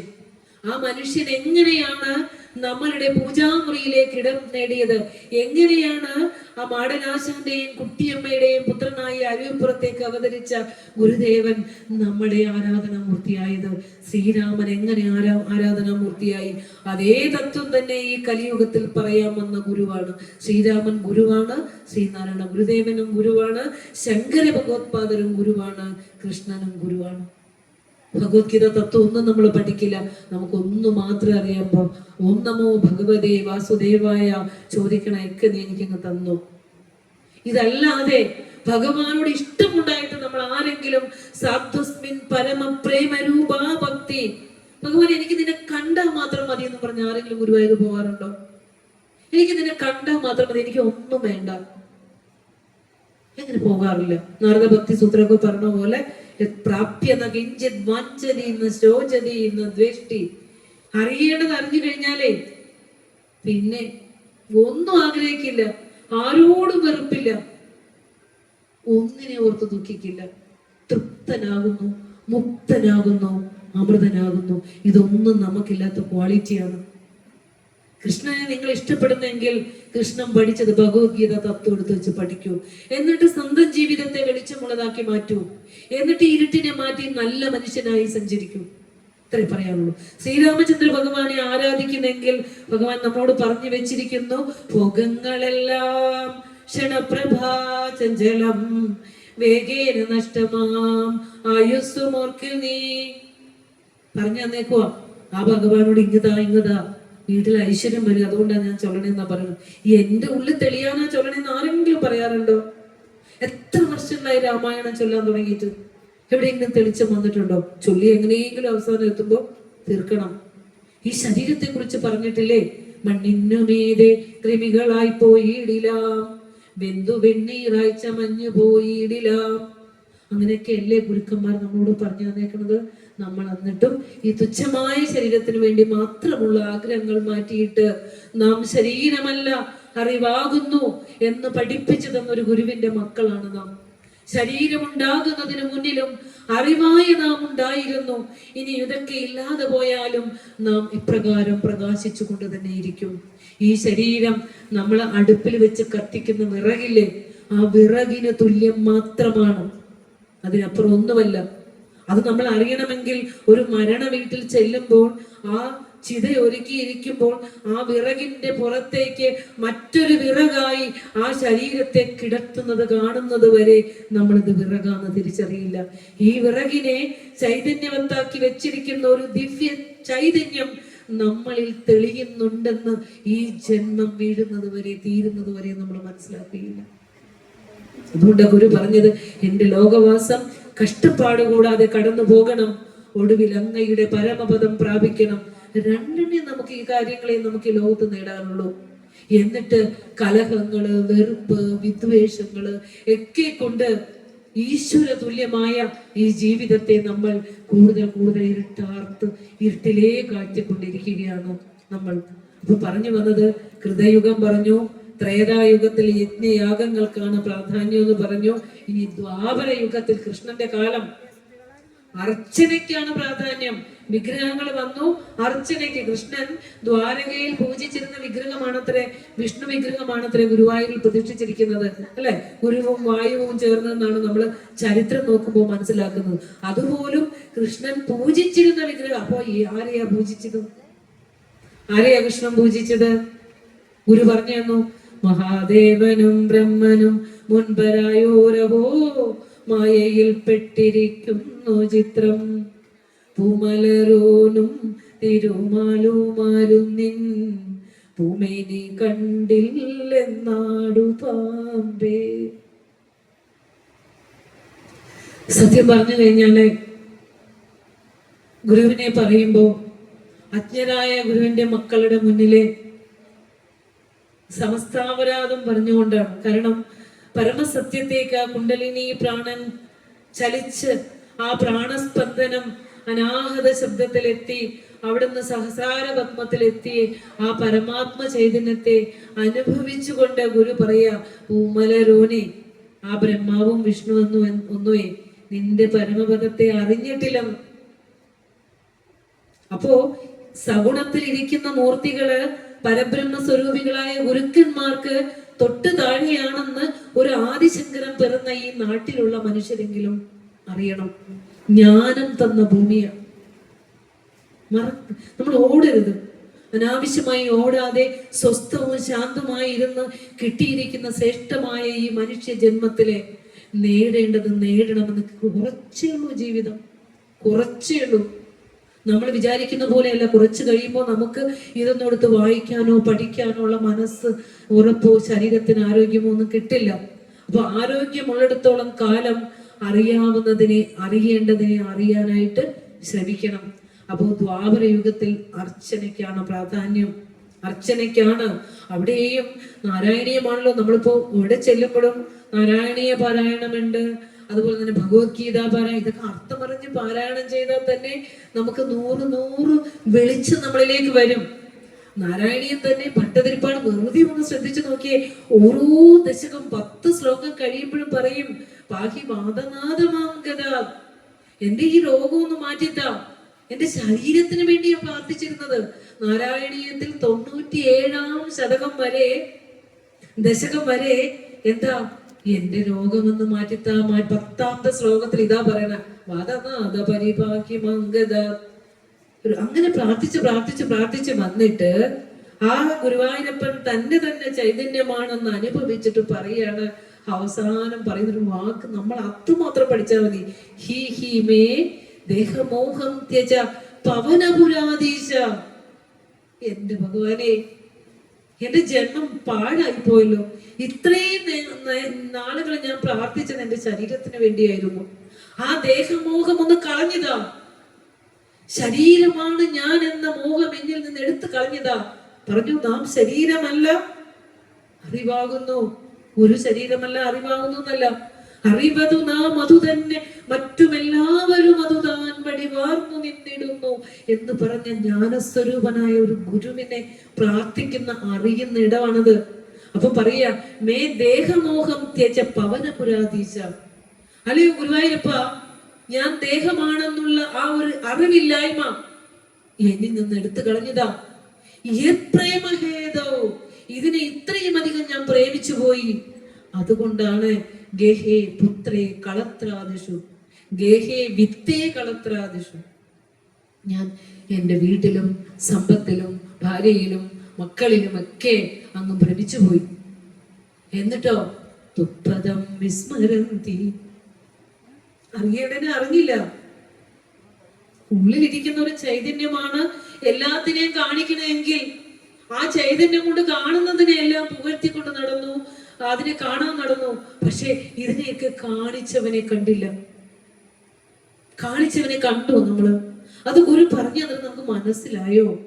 അതാണ് പറഞ്ഞത്, വിസ്മരന്തി, അങ്ങയുടെ പാദങ്ങളെ ഞാൻ മറന്നുപോയി. എന്നിട്ട് പറയാണ്, ഈ ശരീരം നായ്ക്കള് തിന്നു ഭക്ഷിക്കാവുന്ന അത്ര തുച്ഛമാണ്, വെറും ഒരു അഗ്നിക്കിരയാകുന്നത്ര തുല്യമാണെന്ന് ബാക്കി 2 വരികളിലൂടെ ഭട്ടതിരിപ്പാട് പറഞ്ഞു വെക്കുകയാണ്. എന്നിട്ട് അവസാനം ഗുരുവായൂരപ്പനോട് പറഞ്ഞു വന്നവഴി പറയാ, ഹേ രോഗവും യുയമേവ മമ ബന്ധു, അല്ലെ ഈ രോഗമേ, നിന്നെ ഞാൻ ഏറെ ഇഷ്ടപ്പെടുന്നു. ഈ രോഗം വന്നത് കൊണ്ടാണല്ലോ അത് മാറ്റാൻ വേണ്ടി ഞാൻ നിന്റെ അടുത്തേക്ക് വന്നത്. ആ രോഗത്തിന് ഞാൻ നിന്നെ പ്രാർത്ഥിക്കാൻ തുടങ്ങിയപ്പോഴാണല്ലോ എനിക്ക് മനസ്സിലായത് ഞാൻ ശരീരമല്ല അറിവാണെന്ന്. ഈ ബോധം എനിക്ക് വന്നില്ലെങ്കിൽ വെറും വ്യാകരണ ചർച്ചയിലൂടെയും മറ്റ് ചർച്ചയിലൂടെയും ഗ്രന്ഥരചനയിലൂടെയൊക്കെ എന്റെ ജന്മം ഞാൻ പാഴാക്കുമായിരുന്നല്ലോ. ആലോചിച്ച് നോക്കൂ, എന്താ ഗുരുക്കന്മാർ നമ്മളോട് പറഞ്ഞു വെക്കുന്നത്. സത്യമറിയാതെയുള്ള നമ്മുടെ ഈ ജീവിതത്തിന്റെ ഓട്ടം നിർത്തണം, അർത്ഥമറിയണം. ജീവിതത്തിന് വഴിയറിയാതെ യാത്രക്കാരായി നമ്മൾ മാറരുത്. ഒരു ലക്ഷ്യബോധം ഉണ്ടാകണം. ആ ലക്ഷ്യബോധത്തിൽ നമ്മുടെ മക്കളെ വളർത്തലോ അല്ലെങ്കിൽ സ്വത്ത് സമ്പാദിക്കലോ അടുത്ത തലമുറയിലേക്ക് കിട്ടിയത് എഴുതി പകർന്നു വെക്കലോ ഒന്നുമല്ല. ഒരുവിധം ഉത്തരവാദിത്തങ്ങൾ തീർത്താൽ സ്വസ്ഥവും ശാന്തവുമായി ഇരിക്കാൻ ശ്രമിക്കുക നമ്മള്. അതാ നമ്മളോട് ഗുരു പറഞ്ഞ, പൊരുളെന്നോ മുടമ്പോടു മക്കളുയിർ തിരളെന്നും ഇതൊക്കെ അനർത്ഥകരം, കരളീന്നു കളഞ്ഞു കരും കടലിൽ പുരളാതെ പൊതിഞ്ഞു പിടിപ്പതു നീ. പിടിക്കാനല്ല പറഞ്ഞേക്കണേ, പിടിച്ചിരിക്കുന്നത് നീയാന്ന. അന്നവസ്ത്രാദി മുട്ടാതെ തന്നുരക്ഷിച്ച് ഞങ്ങളെ ധന്യരാക്കുന്ന ഭഗവാനെ പ്രാർത്ഥിക്കാൻ പഠിപ്പിച്ചത് താതാന്നല്ല പഠിപ്പിച്ചേ. അന്നവും വസ്ത്രവും പ്രാണവായുവും എല്ലാം തന്നുകൊണ്ട് നമ്മളെ സംരക്ഷിക്കുന്ന ജഗദീശ്വരനെ ഓർമ്മിക്കുന്ന പ്രാർത്ഥനയാ. നമ്മുടെ എല്ലാവരുടെയും ജീവിതം അങ്ങനെയല്ലേ? ഇപ്പോ ഈ കഴിഞ്ഞ ദിവസം നമ്മൾ കണ്ടു, ഒരു പാവം മനുഷ്യൻ ജീവിതകാലയിൽ 10-60-65 വയസ്സ് വരെ മക്കളെ മക്കളെ മക്കളെ എന്ന് പറഞ്ഞ് ജോലി ചെയ്ത് മുഴുവൻ പൈസ കൊണ്ട് വലിയ വീട് വാങ്ങി, മക്കൾക്ക് വേണ്ടി ബാങ്കിൽ ബാലൻസ് മക്കൾക്ക് വേണ്ടി ഇട്ടു. അവസാനം അദ്ദേഹത്തിനുള്ള പൈസ 10-30,000 രൂപ ജീവിതകാലം മുഴുവൻ നല്ല ഡ്രസ്സിൽ നടന്ന് നല്ല ജീവിച്ചതാ. 30,000 രൂപ പെൻഷനും കൊണ്ട് ഒരു വീടും വെച്ച് അതിനകത്ത് ഒരു വേലക്കാരിയെയും വെച്ച് പാവശാന്തമായി ജീവിച്ചുകൊണ്ടിരുന്നപ്പോൾ പതുക്കെ പതുക്കെ വന്ന് ആ 30,000 രൂപ കിട്ടുന്ന പെൻഷൻ ആ ഫിക്സഡ് ഡെപ്പോസിറ്റ് അങ്ങ് പിൻവലിപ്പിച്ചു, വേലക്കാരി അങ്ങോട്ട് പോയി, പിന്നെ അവസാനം വീടും ആ ഉണ്ടായിരുന്ന വീടും എഴുതി മാറ്റിച്ചു, പിന്നെ തിരിഞ്ഞു നോക്കാതെ. ഇത്രയും താടിയൊക്കെ വളർത്തി നമ്മൾ കാണുമ്പോൾ നമുക്ക് കരച്ചിലോടെ അല്ലാതെ അതൊന്നും കാണാൻ പറ്റില്ല. ഒരു നായക്ക് ഇട്ട് കൊടുക്കുന്നത് പോലെ ഒരു പൊതി ചോറിട്ട് കൊടുത്തിട്ടേ അത് തന്നെ രാത്രിയും കഴിച്ചോളുന്നു. ഒരു ജീവിതകാലം മുഴുവനും മക്കളെ ചേർത്ത് വെച്ചുകൊണ്ട് ഉണ്ണാതെ ഉറങ്ങാതെ സമ്പാദിച്ചിട്ട് പോലും ജീവിതത്തിന്റെ അവസാന നാളുകളിൽ സംരക്ഷണം ഒരുക്കാൻ മക്കൾക്ക് പറ്റിയില്ല. ഗുരു പറയാ, പൊരുളെന്നും ഉടമ്പോടു മക്കൾ ഉയർത്തിരളെന്നും ഇതൊക്കെ അനർത്ഥകരം. ഇവരെയൊന്നും നോക്കണ്ടെന്നല്ല പറഞ്ഞത്. നിന്റെ ഉത്തരവാദിത്വം അല്ല അവരുടെ ജീവിതത്തിന്റെ സാർത്ഥകതയിലേക്ക് എത്തിക്കല്. അവർക്ക് ജന്മം കൊടുത്ത, നിനക്ക് ജന്മം തന്നതുപോലെ തന്നെ അവർക്ക് ജന്മം കൊടുത്ത ജഗദീശ്വരൻ അവരുടെ ഭൂതഭാവി വർത്തമാനങ്ങൾ നിശ്ചയിച്ചുകൊള്ളും. നിന്റെ ജീവിതത്തിന്റെ സ്വസ്ഥത നോക്കി നീ ജീവിക്കുക. അതുകൊണ്ട് മക്കൾക്ക് വേണ്ടി ഹോമിക്കാനുള്ളതല്ല നമ്മുടെ ഓരോരുത്തരുടെയും ജീവിതം. കുടുംബത്തിന് വേണ്ടി മാത്രം ഹോമിക്കാനുള്ളതല്ല. ഇഷ്ടപ്പെട്ട ആഹാരം കഴിക്കാനും നമുക്ക് ഇഷ്ടപ്പെട്ടതൊക്കെ ഇടയ്ക്ക് അടുക്കളയിൽ പാചകം ചെയ്യാനും ഇഷ്ടമുള്ള കളികളൊക്കെ ഒന്ന് കാണാനും യാത്രകളൊക്കെ ഒന്ന് ചെയ്യാനും ഇഷ്ടപ്പെട്ട വില കൂടിയ ഒരു വസ്ത്രം വാങ്ങാനും. ഇപ്പോഴും നമുക്ക് വില കൂടിയ പഴങ്ങളൊക്കെ കാണുമ്പോൾ നമ്മൾ വാങ്ങില്ല. വാങ്ങിച്ചാൽ തന്നെ അത് മക്കൾക്കെന്ന് പറഞ്ഞ് മാറ്റിവെക്കും അല്ലേ? മാറ്റിവെച്ച് ഈ മക്കൾ ചോദിക്കും, ഞാൻ പറഞ്ഞോ മാറ്റിവെക്കാൻ? അപ്പൊ പിന്നെ ഈ മാറ്റിവെച്ച് നമുക്ക് കഴിക്കാനും പറ്റാത്ത അവസ്ഥയാവും. എല്ലാം ഉത്തരവാദിത്തങ്ങൾ ഒടുങ്ങിയിട്ട് പോയി കാഴ്ച കാണാന്ന് വെച്ചാൽ അപ്പൊ കണ്ണിന് കാഴ്ച കുറഞ്ഞു. എന്തെങ്കിലുമൊക്കെ തിന്നാന്ന് വെച്ചാൽ അപ്പൊ കണ്ടോണ്ടിരിക്കാനും പറ്റുള്ളൂ, തിന്നാനും പറ്റില്ല, കഴിക്കാനും പറ്റില്ല. അപ്പോ അതുകൊണ്ട് ഗുരു ഓർമ്മിപ്പിക്കുകയാണ്, ആ കരിങ്കടലിലേക്ക് പുരളാതെ നീ എന്നെ പൊതിഞ്ഞു പിടിക്കണേ ജഗദീശ്വര.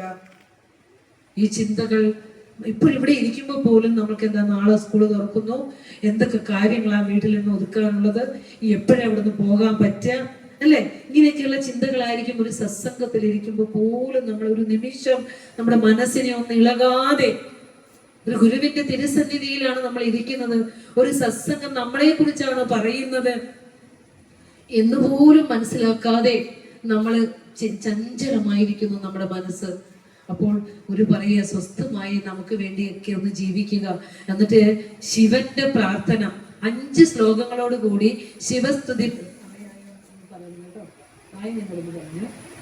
ശിവസ്തുതിപരമായ കൃതികളുടെ അവസാനം ഗുരു പറയുക, എന്തെങ്കിലും ചോദിക്കാനാണോ ഗുരു പറഞ്ഞത്?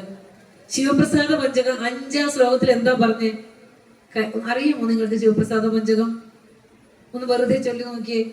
കനിവെന്നിലിരുത്തി അനങ്കരസ കനി തട്ടിയെറിഞ്ഞു കരം കഴുകി തനിമുക്തി പഴുത്തു ചൊരിഞ്ഞൊഴുകും കനകക്കൊടിയേ കടലേവുക നീ. എന്താ പറഞ്ഞേ? ഞാൻ ഇത്രയും വർഷം ഭഗവാന്റെ തിരുസന്നിധിയിൽ വന്നത് എൻ്റെ ഒരു ആഗ്രഹം സാധിക്കാനാ. അതൊക്കെ സാധിച്ചു തന്നാണോ പറഞ്ഞേ? എന്റെ മകൻ ഇഷ്ടമുള്ളിടത്തേക്ക് പ്രൊമോഷൻ തന്നാണോ പറഞ്ഞേ? ഒന്നുമല്ല പറഞ്ഞേ. അല്പം കനിവെന്നോട്, ഇതായിരിക്കണം നമ്മുടെ പ്രാർത്ഥന. അല്പം കനിവെന്നോട് കാണിക്കണം. എന്നിട്ട് ഈ കാമക്കനി, ആഗ്രഹത്തിന്റെ കനി എന്നിൽ നിന്ന് തട്ടിയെറിഞ്ഞു കളയണം. നമ്മൾ എത്ര ആഗ്രഹങ്ങളുടെ കനിയുമായിട്ടാണ് ഒരു പുഷ്പം കൊടുത്താൽ പോലും, ഇത്തിരി എണ്ണ കൊടുത്താൽ പോലും തിരിച്ചെന്തൊക്കെ നമ്മൾ ചോദിക്കണം.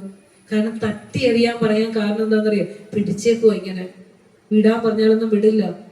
അതുകൊണ്ടാ പറഞ്ഞ തട്ടി എറിയാൻ പറയണം. ഒരു കുഞ്ഞെ ഒരു ചീത്ത വസ്തു കൈ പിടിച്ചാൽ വിടുമോനെന്ന് പറഞ്ഞാൽ അതിനറിയില്ലല്ലോ അത് ചീത്ത വസ്തു വന്ന്. അപ്പൊ അമ്മ വന്ന് ശക്തിയായി തട്ടിക്കളയും. അതുപോലെ ഗുരുവിനോട്, ഒരു ദൈവത്തോട് പറയുക, ഭഗവാനെ ഞാനിത് വിടൂല. എൻ്റെ പൊരുളിനെ, ഉടപ്പിനെ, എൻ്റെ സമ്പത്തിനെയും എൻ്റെ ശരീരത്തിനെയും എൻ്റെ മക്കളെയും എൻ്റെ ജീവിത സൗഭാഗ്യങ്ങളെയും ഇപ്പൊ ചോദിച്ചാലും 100 വയസ്സുകാരൻ പറയും, എനിക്ക് 4 കാർ അവിടെ ഉണ്ട്, ഇത്ര ലക്ഷം ഇവിടെ ഉണ്ട്, ഇന്ന ലക്ഷം ഇവിടെ ഉണ്ട്, എന്നത് ചെരുപ്പ് കണ്ട ഇത്ര വിലയുടെയാ. ഇനി പറയുള്ളൂ. നമ്മൾ എപ്പോഴും അതിലിങ്ങനെ അഭിമാനിച്ചുകൊണ്ടിരിക്കുന്നവരാ. അപ്പൊ പറയും, ഇതൊക്കെ തട്ടി എറിയണം. ഒരു പറയാ, എന്നിട്ട് കരം കഴുകണം. ആഗ്രഹങ്ങൾ പിടിച്ച കൈ പോലും കഴുകണം. കാരണം എന്തെന്നറിയോ, ഒരു ചെറിയ വാസന പോലും ജന്മാന്തര കർമ്മഫലത്തിനെയാണ് വാസന എന്ന് പറയുക. സാമ്പാറിന്റെ അവിയലിന്റെ ഒന്നും വാസനയല്ല. ഒരു ചെറിയ കർമ്മവാസന പോലും നമ്മളെ ജന്മാന്തരങ്ങളിലേക്ക് നയിക്കും. എന്താണോ ഇവിടെ ഏറ്റി കൊണ്ടുപോകുന്നത് അത് വാസനയായി അടുത്ത ജന്മത്തിലേക്ക് വരും. അതുകൊണ്ട് ജനമൃതി രോഗം അറുക്കണം. അതിന് സഞ്ജീവനിയായിട്ട്, മൃതസഞ്ജീവനിയായിട്ട് പരമേശ്വര നാമം തന്ന ഋഷീശ്വരനാണ് ഗുരു. എന്നിട്ട് പറയാ, തട്ടിക്കളയുന്ന കണ്ട തന്റെ മക്കൾക്ക് ഒന്ന് ആലോചിച്ചു. ഞാൻ ഇത് ആലോചിക്കുന്നത്, തന്റെ മക്കൾക്ക് അതും ഇതൊന്നും അല്ല തന്ന ഗുരു. മഹാലക്ഷ്മി അഷ്ടകം ചൊല്ലിയാൽ നീ രാജാവിനെ പോലെ വാഴും. 1000 അത് കിട്ടും ഇത് കിട്ടും ഒന്നും പറഞ്ഞില്ല.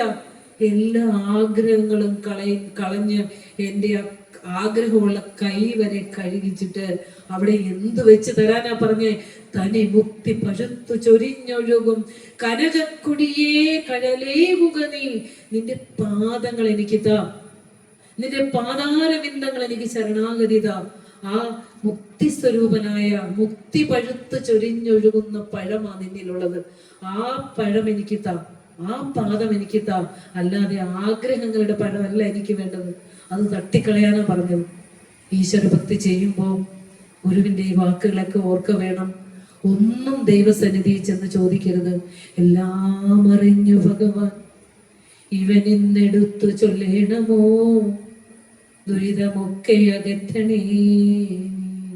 ഇത് മാത്രമേ നമുക്ക് ചോദിക്കാനുള്ളൂ. കാരണം നമ്മൾ ഈ ലോകത്തേക്ക് സൃഷ്ടിച്ച ജഗദീശ്വരന് നമ്മളുടെ ജീവിതം എങ്ങനെയായിരിക്കുമെന്ന് നമ്മളെക്കാൾ കൂടുതൽ അറിയാം. ഈ ഒരു തിരിച്ചറിവ് നമുക്ക് ആദ്യം വേണം. അതാണല്ലോ പറഞ്ഞത്, 4-5 മാസം ഒരുപോൽ നയനങ്ങൾ വെച്ചു കാലന്റെ കയ്യിലണയാതെ വളർത്തി നീയേ. കാലം കഴിഞ്ഞു കരുവിങ്കലിരുന്നു ഞാൻ അക്കാലം നിനച്ചു കരയുന്നത് കേൾക്ക ശംഭോ. നമ്മളൊക്കെ കുഞ്ഞണുവായിട്ട് ഗർഭപാത്രത്തിലേക്ക് രൂപം കൊണ്ടപ്പോഴോ, ഒരിത്തിരി പോന്ന അണുവായിട്ട് രൂപം കൊണ്ടപ്പോൾ ആ 9 മാസവും കണ്ണിമ ചിമ്മാതെ നോക്കി വളർത്തി ആ ജന്മം നമ്മൾ ഈ ഭൂമിയിലേക്ക് വന്ന് ഇതാ ഇപ്പൊ ഇത്രയൊക്കെ കോലത്തിൽ നമ്മളിങ്ങനെ ഇരിക്കുക.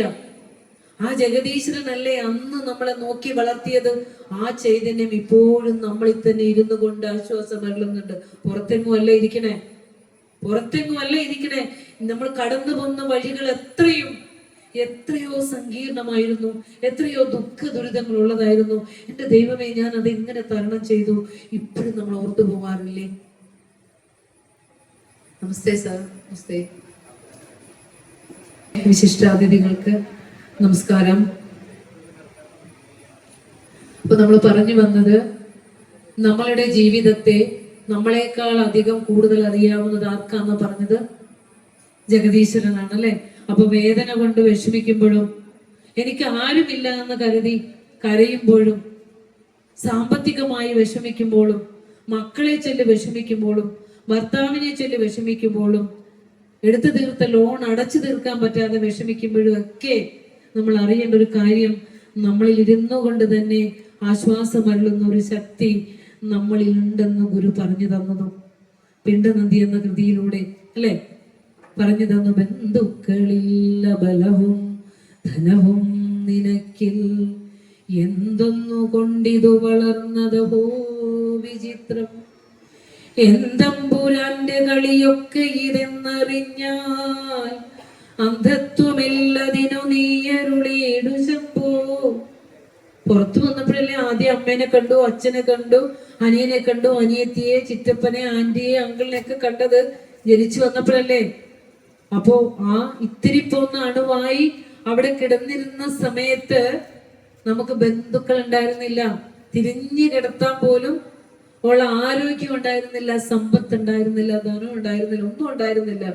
അന്ന് എന്നെ നോക്കി വളർത്തിയ നീ, നിന്റെ കളിയല്ലേ ഇതെല്ലാം എന്ന് നമ്മളെ ഓർമ്മിപ്പിക്കുമ്പോൾ നിസ്സഹായരാണ് നാം ഓരോരുത്തരും. നമ്മുടെ ശരീരം പോലും നമ്മുടേതല്ല എന്ന് ഗുരു നമ്മളെ ഓർമ്മിപ്പിക്കുക. ഈ ശരീരം വന്നതും ഇത് നിന്നതും നനച്ചിരിക്കാതെ ഇതങ്ങ് കടന്നു പോകുന്നതും നമ്മൾ തീരുമാനിച്ചിട്ടല്ല.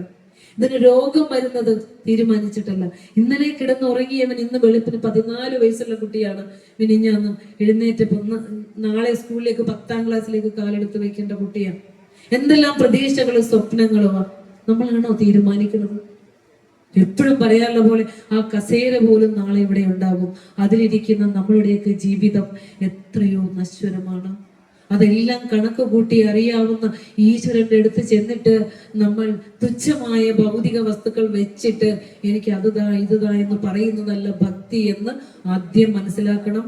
ഞാൻ എൻ്റെ വാക്കുകൾ ഉപസംഹരിക്കുകയാണ്. നമ്മൾ പറഞ്ഞു വെച്ചത് ദ്വാപര യുഗത്തിൽ എന്താന്നോ പറഞ്ഞത്? അർച്ചനയാണ് എന്ന് പറഞ്ഞു. ഭക്തിയോടുകൂടി നമ്മൾ എന്ത് ഈശ്വരന്റെ സന്നിധിയിൽ കൊണ്ട് വെക്കുന്നു, അവിടെ സ്വർണം വെക്കുന്നുണ്ടോ എന്നല്ല, അല്ലെ, അവിടെ ഇത്ര കോടി വെക്കുന്നുണ്ടോ എന്നല്ല, ഒരു ഇലയായിരിക്കാം എൻ്റെ കയ്യിലുള്ളത്. പക്ഷെ ഭഗവാനെ, നീ തന്നെയാണ് ഞാൻ എന്ന സങ്കല്പത്തോടു കൂടി ഒരു ഇലയാണെങ്കിലും ദൈവസന്നിധിയിൽ വെക്കുന്നവനെയാണ് ഈശ്വരൻ, അവനെയാണ് ഭക്തൻ എന്ന് കരുതുന്നത്. മനസ്സിലാവുന്നുണ്ടോ? ഇത് നമ്മുടെ സങ്കല്പങ്ങളിലാണ് മാറ്റം വരുത്തേണ്ടത്. അപ്പൊ അർച്ചനയ്ക്കാണ് ദ്വാപരയുഗത്തിൽ പ്രാധാന്യമുള്ളത്. അതുകൊണ്ടാണ് കുചേലൻ ആ അവില് കെട്ടിക്കൊണ്ട് തന്റെ സതീർത്ഥ്യനെ കാണാനായിട്ട് ചെന്നപ്പോൾ ആ അവിലുള്ള എന്താ പറയാ, അതിന്റെ ക്വാളിറ്റി അല്ല കൃഷ്ണൻ നോക്കിയത്. അത് കൊണ്ടുവന്ന തന്റെ സുഹൃത്തിന്റെ പ്രേമവും ഇഷ്ടവും ആ അനുഭൂതി അനുഭവിച്ചുകൊണ്ടാണ് അവില് കഴിച്ചത്, അല്ലേ? അപ്പൊ നമ്മൾ കൊടുക്കുന്നത് എന്തും ഭഗവാനുള്ള പ്രേമരൂപത്തിലുള്ളതായിരിക്കണം. തിരിച്ചിങ്ങോടെന്നും ബാർട്ടർ സമ്പ്രദായമല്ല, ആയിരിക്കരുത് ഭക്തി എന്ന് നമ്മെ ഗുരു പഠിപ്പിക്കുന്നു. ഇനി കലിയുഗത്തിലെ അത് പറഞ്ഞതിന്റെ വാക്ക് നിർത്തുകയാണ്.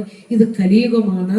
കലിയുഗത്തിൽ, യുഗങ്ങളുടെ അവസാനമായ കലിയുഗത്തിൽ നാമസങ്കീർത്തനങ്ങൾക്കാണ് പ്രാധാന്യമെന്ന് ആചാര്യന്മാരെല്ലാം നമ്മെ പഠിപ്പിക്കുന്നു. ഗുരുവിന് തൊട്ട് മുമ്പ് വന്ന ഗുരുവാണ് എഴുത്തച്ഛൻ. 17ാം നൂറ്റാണ്ടിലെ പറഞ്ഞു വെച്ചു. ആ കാലഘട്ടത്തിലെ ജാതീയമായ വേർതിരിവുകളും ഉച്ചനീചത്വങ്ങളും ആരാധന ചെയ്യാൻ പാടില്ല എന്ന് ആത്മസഹോദരന്മാരെ അടിക്കണക്ക് വെച്ച് അകറ്റിയിരുന്ന കാലങ്ങളായിരുന്നു അത്. അപ്പോ എഴുത്തച്ഛൻ തന്നെ പറഞ്ഞല്ലോ, ഋതുവായ പെണ്ണിനും ഇരപ്പന്ന ദാഹകന് പതിതന്നും അഗ്നിയജനം ചെയ്ത ഭൂസുരനും ഹരിനാമ കീർത്തനം ഇതൊരു നാളുമാർക്കും അരുതാത്തതല്ല ഹരിനാരായണായ നമ. ആർക്കും നാമസങ്കീർത്തനങ്ങൾ വിലക്കരുത്. നീ പലയനാണ്, നീ പുലയനാണ്, നിന്നെ കണി കാണാൻ പോലും പറ്റില്ല, റോഡിൽ പോലും നടക്കാൻ പാടില്ല, ഈശ്വരന്റെ മുമ്പിൽ വരാൻ പാടില്ല, അല്ലേ? പണ്ടൊക്കെ ഈ എന്താ പറയാ, തൃശ്ശൂർ പൂരത്തിനൊക്കെ എഴുന്നള്ളത്ത് വരുമ്പോ ഈഴവനാദി ആളുകളൊക്കെ അതിന്റെ മുമ്പിൽ നിന്ന് കടകളൊക്കെ അടപ്പിച്ച് മാറ്റിയിരുന്നു. കാരണം കാണാൻ പറ്റില്ല, ദൈവത്തിന് കാണാൻ പറ്റില്ല, കാണാൻ പറ്റാത്തവരാത്രേ. ആലോചിച്ച് നോക്കൂ. എല്ലാവരും ആത്മസഹോദരരെന്നല്ലേ പറയേണ്ടതിതോർക്കുകിൽ നാം എന്ന് നമ്മളെ ഓർപ്പിച്ച ഋഷീശ്വരൻ ഇവിടെ പറയാ, ഋതുവായിരിക്കുന്ന സമയത്തും ഒരു യാചകനും ഒരു ഇരപ്പൻ അഗ്നിയജനം ചെയ്ത ഭൂസുരനും ദാഹകനും ചുടലക്കളത്തിൽ ശവശരീരങ്ങൾ ദഹിപ്പിക്കുന്നവനായിക്കൊള്ളട്ടെ, ഏത് കാറ്റഗറിയിലുള്ളവനായിക്കൊള്ളട്ടെ, കലിയുഗത്തിൽ നാമസങ്കീർത്തനങ്ങൾ അവന്റെ ഹൃദയത്തിൽ വെളിച്ചമുണ്ടാക്കുകയും ഈ ഇരുട്ട് മാറ്റുകയും ചെയ്യുമെന്ന് നമ്മളെ ഗുരുക്കന്മാരൊക്കെ പറഞ്ഞു. പൂന്താനം അങ്ങനെയല്ലേ പറഞ്ഞേ, അല്ലേ? ജാതി പാർക്കിലോരന്ത്യജനാകിലും വേദവാദി മഹീസുരനാകിലും നാവു കൂടാതെ ജാതന്മാരാകിയ മൂകരെ എങ്ങൊഴിഞ്ഞുള്ള മനുഷ്യർ എണ്ണമറ്റ തിരുനാമങ്ങളുള്ളതിൽ ഒന്നു മാത്രം ഒരിക്കലൊരു ദിനം, അല്ലെ? മറ്റുള്ളവർക്ക് വേണ്ടി എന്നാകിലും മറ്റൊന്നായി പരിഹസിച്ചെങ്കിലും നാവു കൊണ്ടിതു ചൊല്ലിയെന്നാകിലും ജന്മസായുജ്യം അപ്പോഴേ വന്നുപോയി, അല്ലെ? അപ്പൊ അവിടെയൊക്കെ നാമസങ്കീർത്തനത്തെ കുറിച്ച് പറയുമ്പോൾ ഗുരു എന്താണ് പറഞ്ഞത് എന്ന് 4 പേര് പറഞ്ഞുകൊണ്ട് ഞാൻ നിർത്തുക. ഗുരു എന്താ പറഞ്ഞത്? ജനമൃതി രോഗം അറുപ്പതിന്നു സഞ്ജീവനി പരമേശ്വര നാമമെന്നിയില്ല, പുനരതുമൊക്കെ മറന്നു പൊത്തു കൈക്കും പുനഹൃതി കൊണ്ടു നിറഞ്ഞു ലോകമെല്ലാം. ഈ ജനിമരണ ചുഴിയിൽ നിന്ന് ഒരു താത്വികമായ അതിനെ പറഞ്ഞത്. എന്തിനാ നാമം ചൊല്ലണമെന്ന് മാത്രം അവരെ പറഞ്ഞു വെച്ചപ്പോ ഗുരു ദാർശനികമായി അതിനെ പറയാ ജനമൃതി രോഗമറുപ്പതിന്, അല്ലെ? ഇനി എന്താ പറയാ, നായയായോ പൂച്ചയായോ അതൊക്കെ പൂന്താനം പറയണ്ടല്ലോ. ഇഴഞ്ഞു നടന്നു, നൊരിച്ചു നടന്നു, മരങ്ങളായി നിന്നു. അങ്ങനെയൊക്കെ വരാതിരിക്കണമെങ്കിൽ ഈ ജനമൃതി രോഗം, ജനിച്ചും മരിച്ചും ജനിച്ചും മരിച്ചും എത്ര ജന്മങ്ങളായി ഇങ്ങനെ പോകുന്നു. ഏതെങ്കിലും ഒരു ഗുരു വന്നിട്ട് നിന്റെ ജീവിതത്തിന്റെ ലക്ഷ്യം ഇതാണ്, ഈ ജനിമരണ ചുഴിയിൽപ്പെട്ടു പോകാനല്ല എന്ന് പറയണമെങ്കിൽ ഒരു സദ്ഗുരുവിനെ കിട്ടണം. ആ സദ്ഗുരുവിനെ കിട്ടിയ പുണ്യവാന്മാരാണ് നമ്മൾ. ഗുരു പറയാ സഞ്ജീവനി, മൃതസഞ്ജീവനി മന്ത്രമാണ് പരമേശ്വര നാമം. നമ്മളിപ്പോ എന്താ ചെയ്യണേ? അതുമൊക്കെ മറന്നിട്ട് എന്ത് ചെയ്യുകയാ? ഈ ജനമൃതി കാട് വളർത്തിക്കൊണ്ടിരിക്കുക. വാസനകൾ കൂട്ടി, കർമ്മവാസനകൾ കൂട്ടി ആ കർമ്മത്തിന് അനുയോജ്യമായ ജന്മവും സ്വീകരിച്ചുകൊണ്ട് നടക്കുകയാണ്. അതാണ് ഗുരുക്കന്മാരുടെ വാക്കുകൾ നമ്മുടെ ജീവിതത്തിന്റെ ആ എന്താ പറയാ, അങ്ങയുടെ പരമപദത്തിലേക്ക് എത്തിക്കുന്നതാണ്. അതുകൊണ്ട് തന്നെ പറഞ്ഞത് ജപിക്കാനുള്ള ജപിക്കാൻ നേരത്തെ വിരിച്ചിടുന്ന ഒരു വസ്ത്രം മാത്രമാണ് നമ്മുടെ ശരീരം. നേരത്തെ നമ്മൾ പറഞ്ഞില്ലേ, വിറകിന്റെ ഒപ്പം കൊണ്ട് വെക്കില്ലേ ശരീരം. കാണുമ്പോ നമുക്കൊരു പേടി തോന്നുമല്ലേ? എത്ര അലങ്കരിച്ച് വെച്ച ശരീരം, എത്ര അലങ്കരിച്ച ആഭരണങ്ങൾ വെച്ച്, ബ്യൂട്ടി പാർലർ വെച്ച് മിനുക്കി വെച്ച ശരീരത്തെ ഏറ്റവും നന്നായി അലങ്കരിച്ചിട്ട് വിറകിന്റെ കൂടെ കിടത്തും. തീ കൊളുത്താൻ നേരത്ത് പറയും മാറിക്കോ അല്ലേ? കത്തിച്ചു കളയാവുന്ന വിറകിനെ ഏറ്റവും ചൈതന്യവത്താക്കി വെക്കുന്ന ആത്മചൈതന്യത്തെ അറിഞ്ഞ് ജീവിക്കണമെന്ന് ഗുരു നമ്മെ ഓർമ്മിപ്പിക്കുകയാണ്. ആ ചൈതന്യത്തിന് ജനന മരണങ്ങളില്ല. ആ ജനന മരണങ്ങളില്ലാത്ത അമൃത വസ്തുവാണ് നാം എന്ന് ഗുരു ഓർമ്മിപ്പിക്കുന്നു. അപ്പൊ നമ്മുടെ കുടുംബ ജീവിതത്തിൽ ഈശ്വര വെളിച്ചം വരണം. നമ്മുടെ കുഞ്ഞുമക്കളെ ഈശ്വരീയതയെ അറിഞ്ഞു വളർത്തണം. ഈശ്വര ഭക്തി തേടി നമ്മുടെ സമ്പത്തിനെ ദുർവിനിയോഗം നടത്തരുത്. നല്ല കുടുംബ ബഡ്ജറ്റ് തയ്യാറാക്കുന്ന നല്ല കുടുംബിനികളാക്കി മാറണം. വരവ് ചെലവ് കണക്കുകൾ കൃത്യമായി കുടുംബത്തിൽ കൊണ്ടുപോകുന്ന ആ കടക്കിണിയിൽ പെടാത്ത നല്ല കുടുംബങ്ങളാകണം. എന്തായാലും നമ്മുടെ കുടുംബയോഗങ്ങളിൽ നിന്ന് നിരവധി ആളുകൾ അവിടെ എത്തിയിട്ടുണ്ട്. നമ്മളെ നയിക്കുന്ന യൂണിയന്റെയും ശാഖായോഗത്തിന്റെയൊക്കെ ഭാരവാഹികള് നിങ്ങളെ അഭിനന്ദിക്കാനും പുരസ്കാരങ്ങൾ തരാനും നമ്മുടെ മക്കളെ അവരുടെ ഉന്നത വിജയങ്ങൾക്ക് പാരിതോഷികങ്ങൾ നൽകാനും ഒക്കെ കാത്തിരിക്കുന്നു. നിങ്ങൾ അത് പ്രതീക്ഷയോടെ ഇരിക്കുന്നു. ഏതായാലും ഈ കാലടി ഈ ഒക്കൽ എന്ന പുണ്യഭൂമിയിൽ വരാനും നിങ്ങളെ കാണാനും സംസാരിക്കാനും ഒക്കെയുള്ള അവസരം തന്ന ശാഖായോഗത്തോടുള്ള സ്നേഹം അറിയിച്ചുകൊണ്ട് എൻ്റെ ഈ വാക്കുകൾ ഗുരുവിൽ സമർപ്പിക്കുന്നു. ഗുരുവോം തത്സത്. ധ്യാനത്തിലെന്റെ ഹൃദയം ലയമാർന്നിടട്ടെ, ധ്യാനത്തിലെന്റെ ഹൃദയം ലയമാർന്നിടട്ടെ, ധ്യാനത്തിലെന്റെ ഹൃദയം ലയമാർന്നിടട്ടെ, ധ്യാനത്തിലെന്റെ ഹൃദയം ലയമാർന്നിടട്ടെ.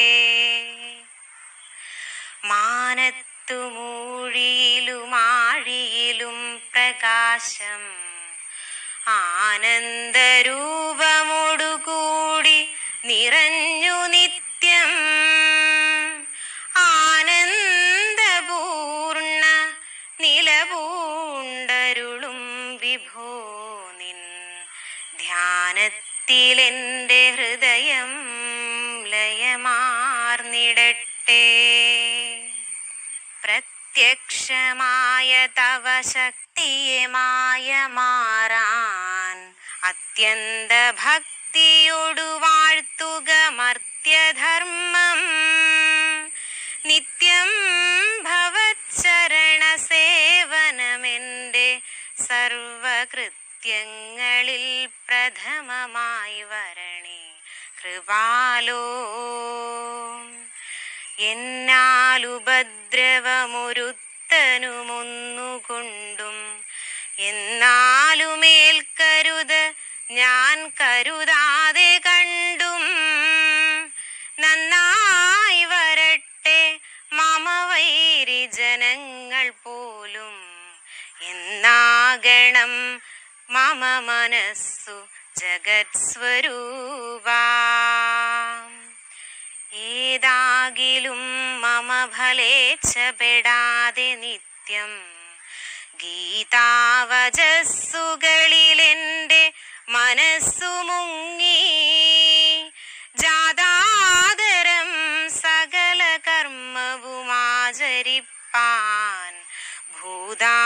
ആദിനാഥ മതിയിൽ സ്ഥിതി ചെയ്യണം നീ. ശോകാദി ചിന്തകളാൽ നീന്തിടുമന്തരംഗമേകാഗ്രമാക്കി അലയെത്തെഴുമാഴി പോലെ ശോകപ്രണാശി ഭജനം വിജനത്തിലിന്നും ആകാനെനിക്കു തരമെന്നിനി വന്നിടുന്നു. ഈ വാസനാനദിയിലെൻ മതി വഞ്ചിതെറ്റി പോകാതെ നല്ല വഴിയിൽ കരപറ്റിടാനും ദേവാദിദേവ ദശതൻ ദുരിതം കെടാനും സേവാമൃതം ഹൃദിയുദിച്ചുയരുന്നതെന്നാം. ഗാനം പൊഴിച്ചു കളിയാടി കിളിക്കിടാങ്ങൾ ആനന്ദമാത്മവശമെന്നറിയിച്ചിടുന്നു. ജ്ഞാനസ്വരൂപ തവ ചിന്തയുടന്തരംഗം ആനന്ദനന്ദനവനത്തിൽ വസിച്ചിടട്ടെ. കൈവല്യമായ വഴി കാട്ടി വിശിഷ്ടഭക്തി കൈവന്നിവന്നു പൊരുളാലിരുളാകെ നീക്കാൻ ദൈവത്തിനൊത്ത ഗുരുവര്യനയും വരിച്ചു വൈവശ്യമാകയകലാനിടയാകണം മേ. ഈ ലോകയാത്രയിടയ്ക്കു മുടക്കമോരോന്ന് ആലോചിയാതെ വരുമെങ്കിലും എൻ്റെ ചിത്തം ആലോലമാകരുത്. പിൻതിരിയാതെ നിന്റെ കാലോർത്തു കാലമിവനിന്നു കഴിച്ചിടട്ടെ.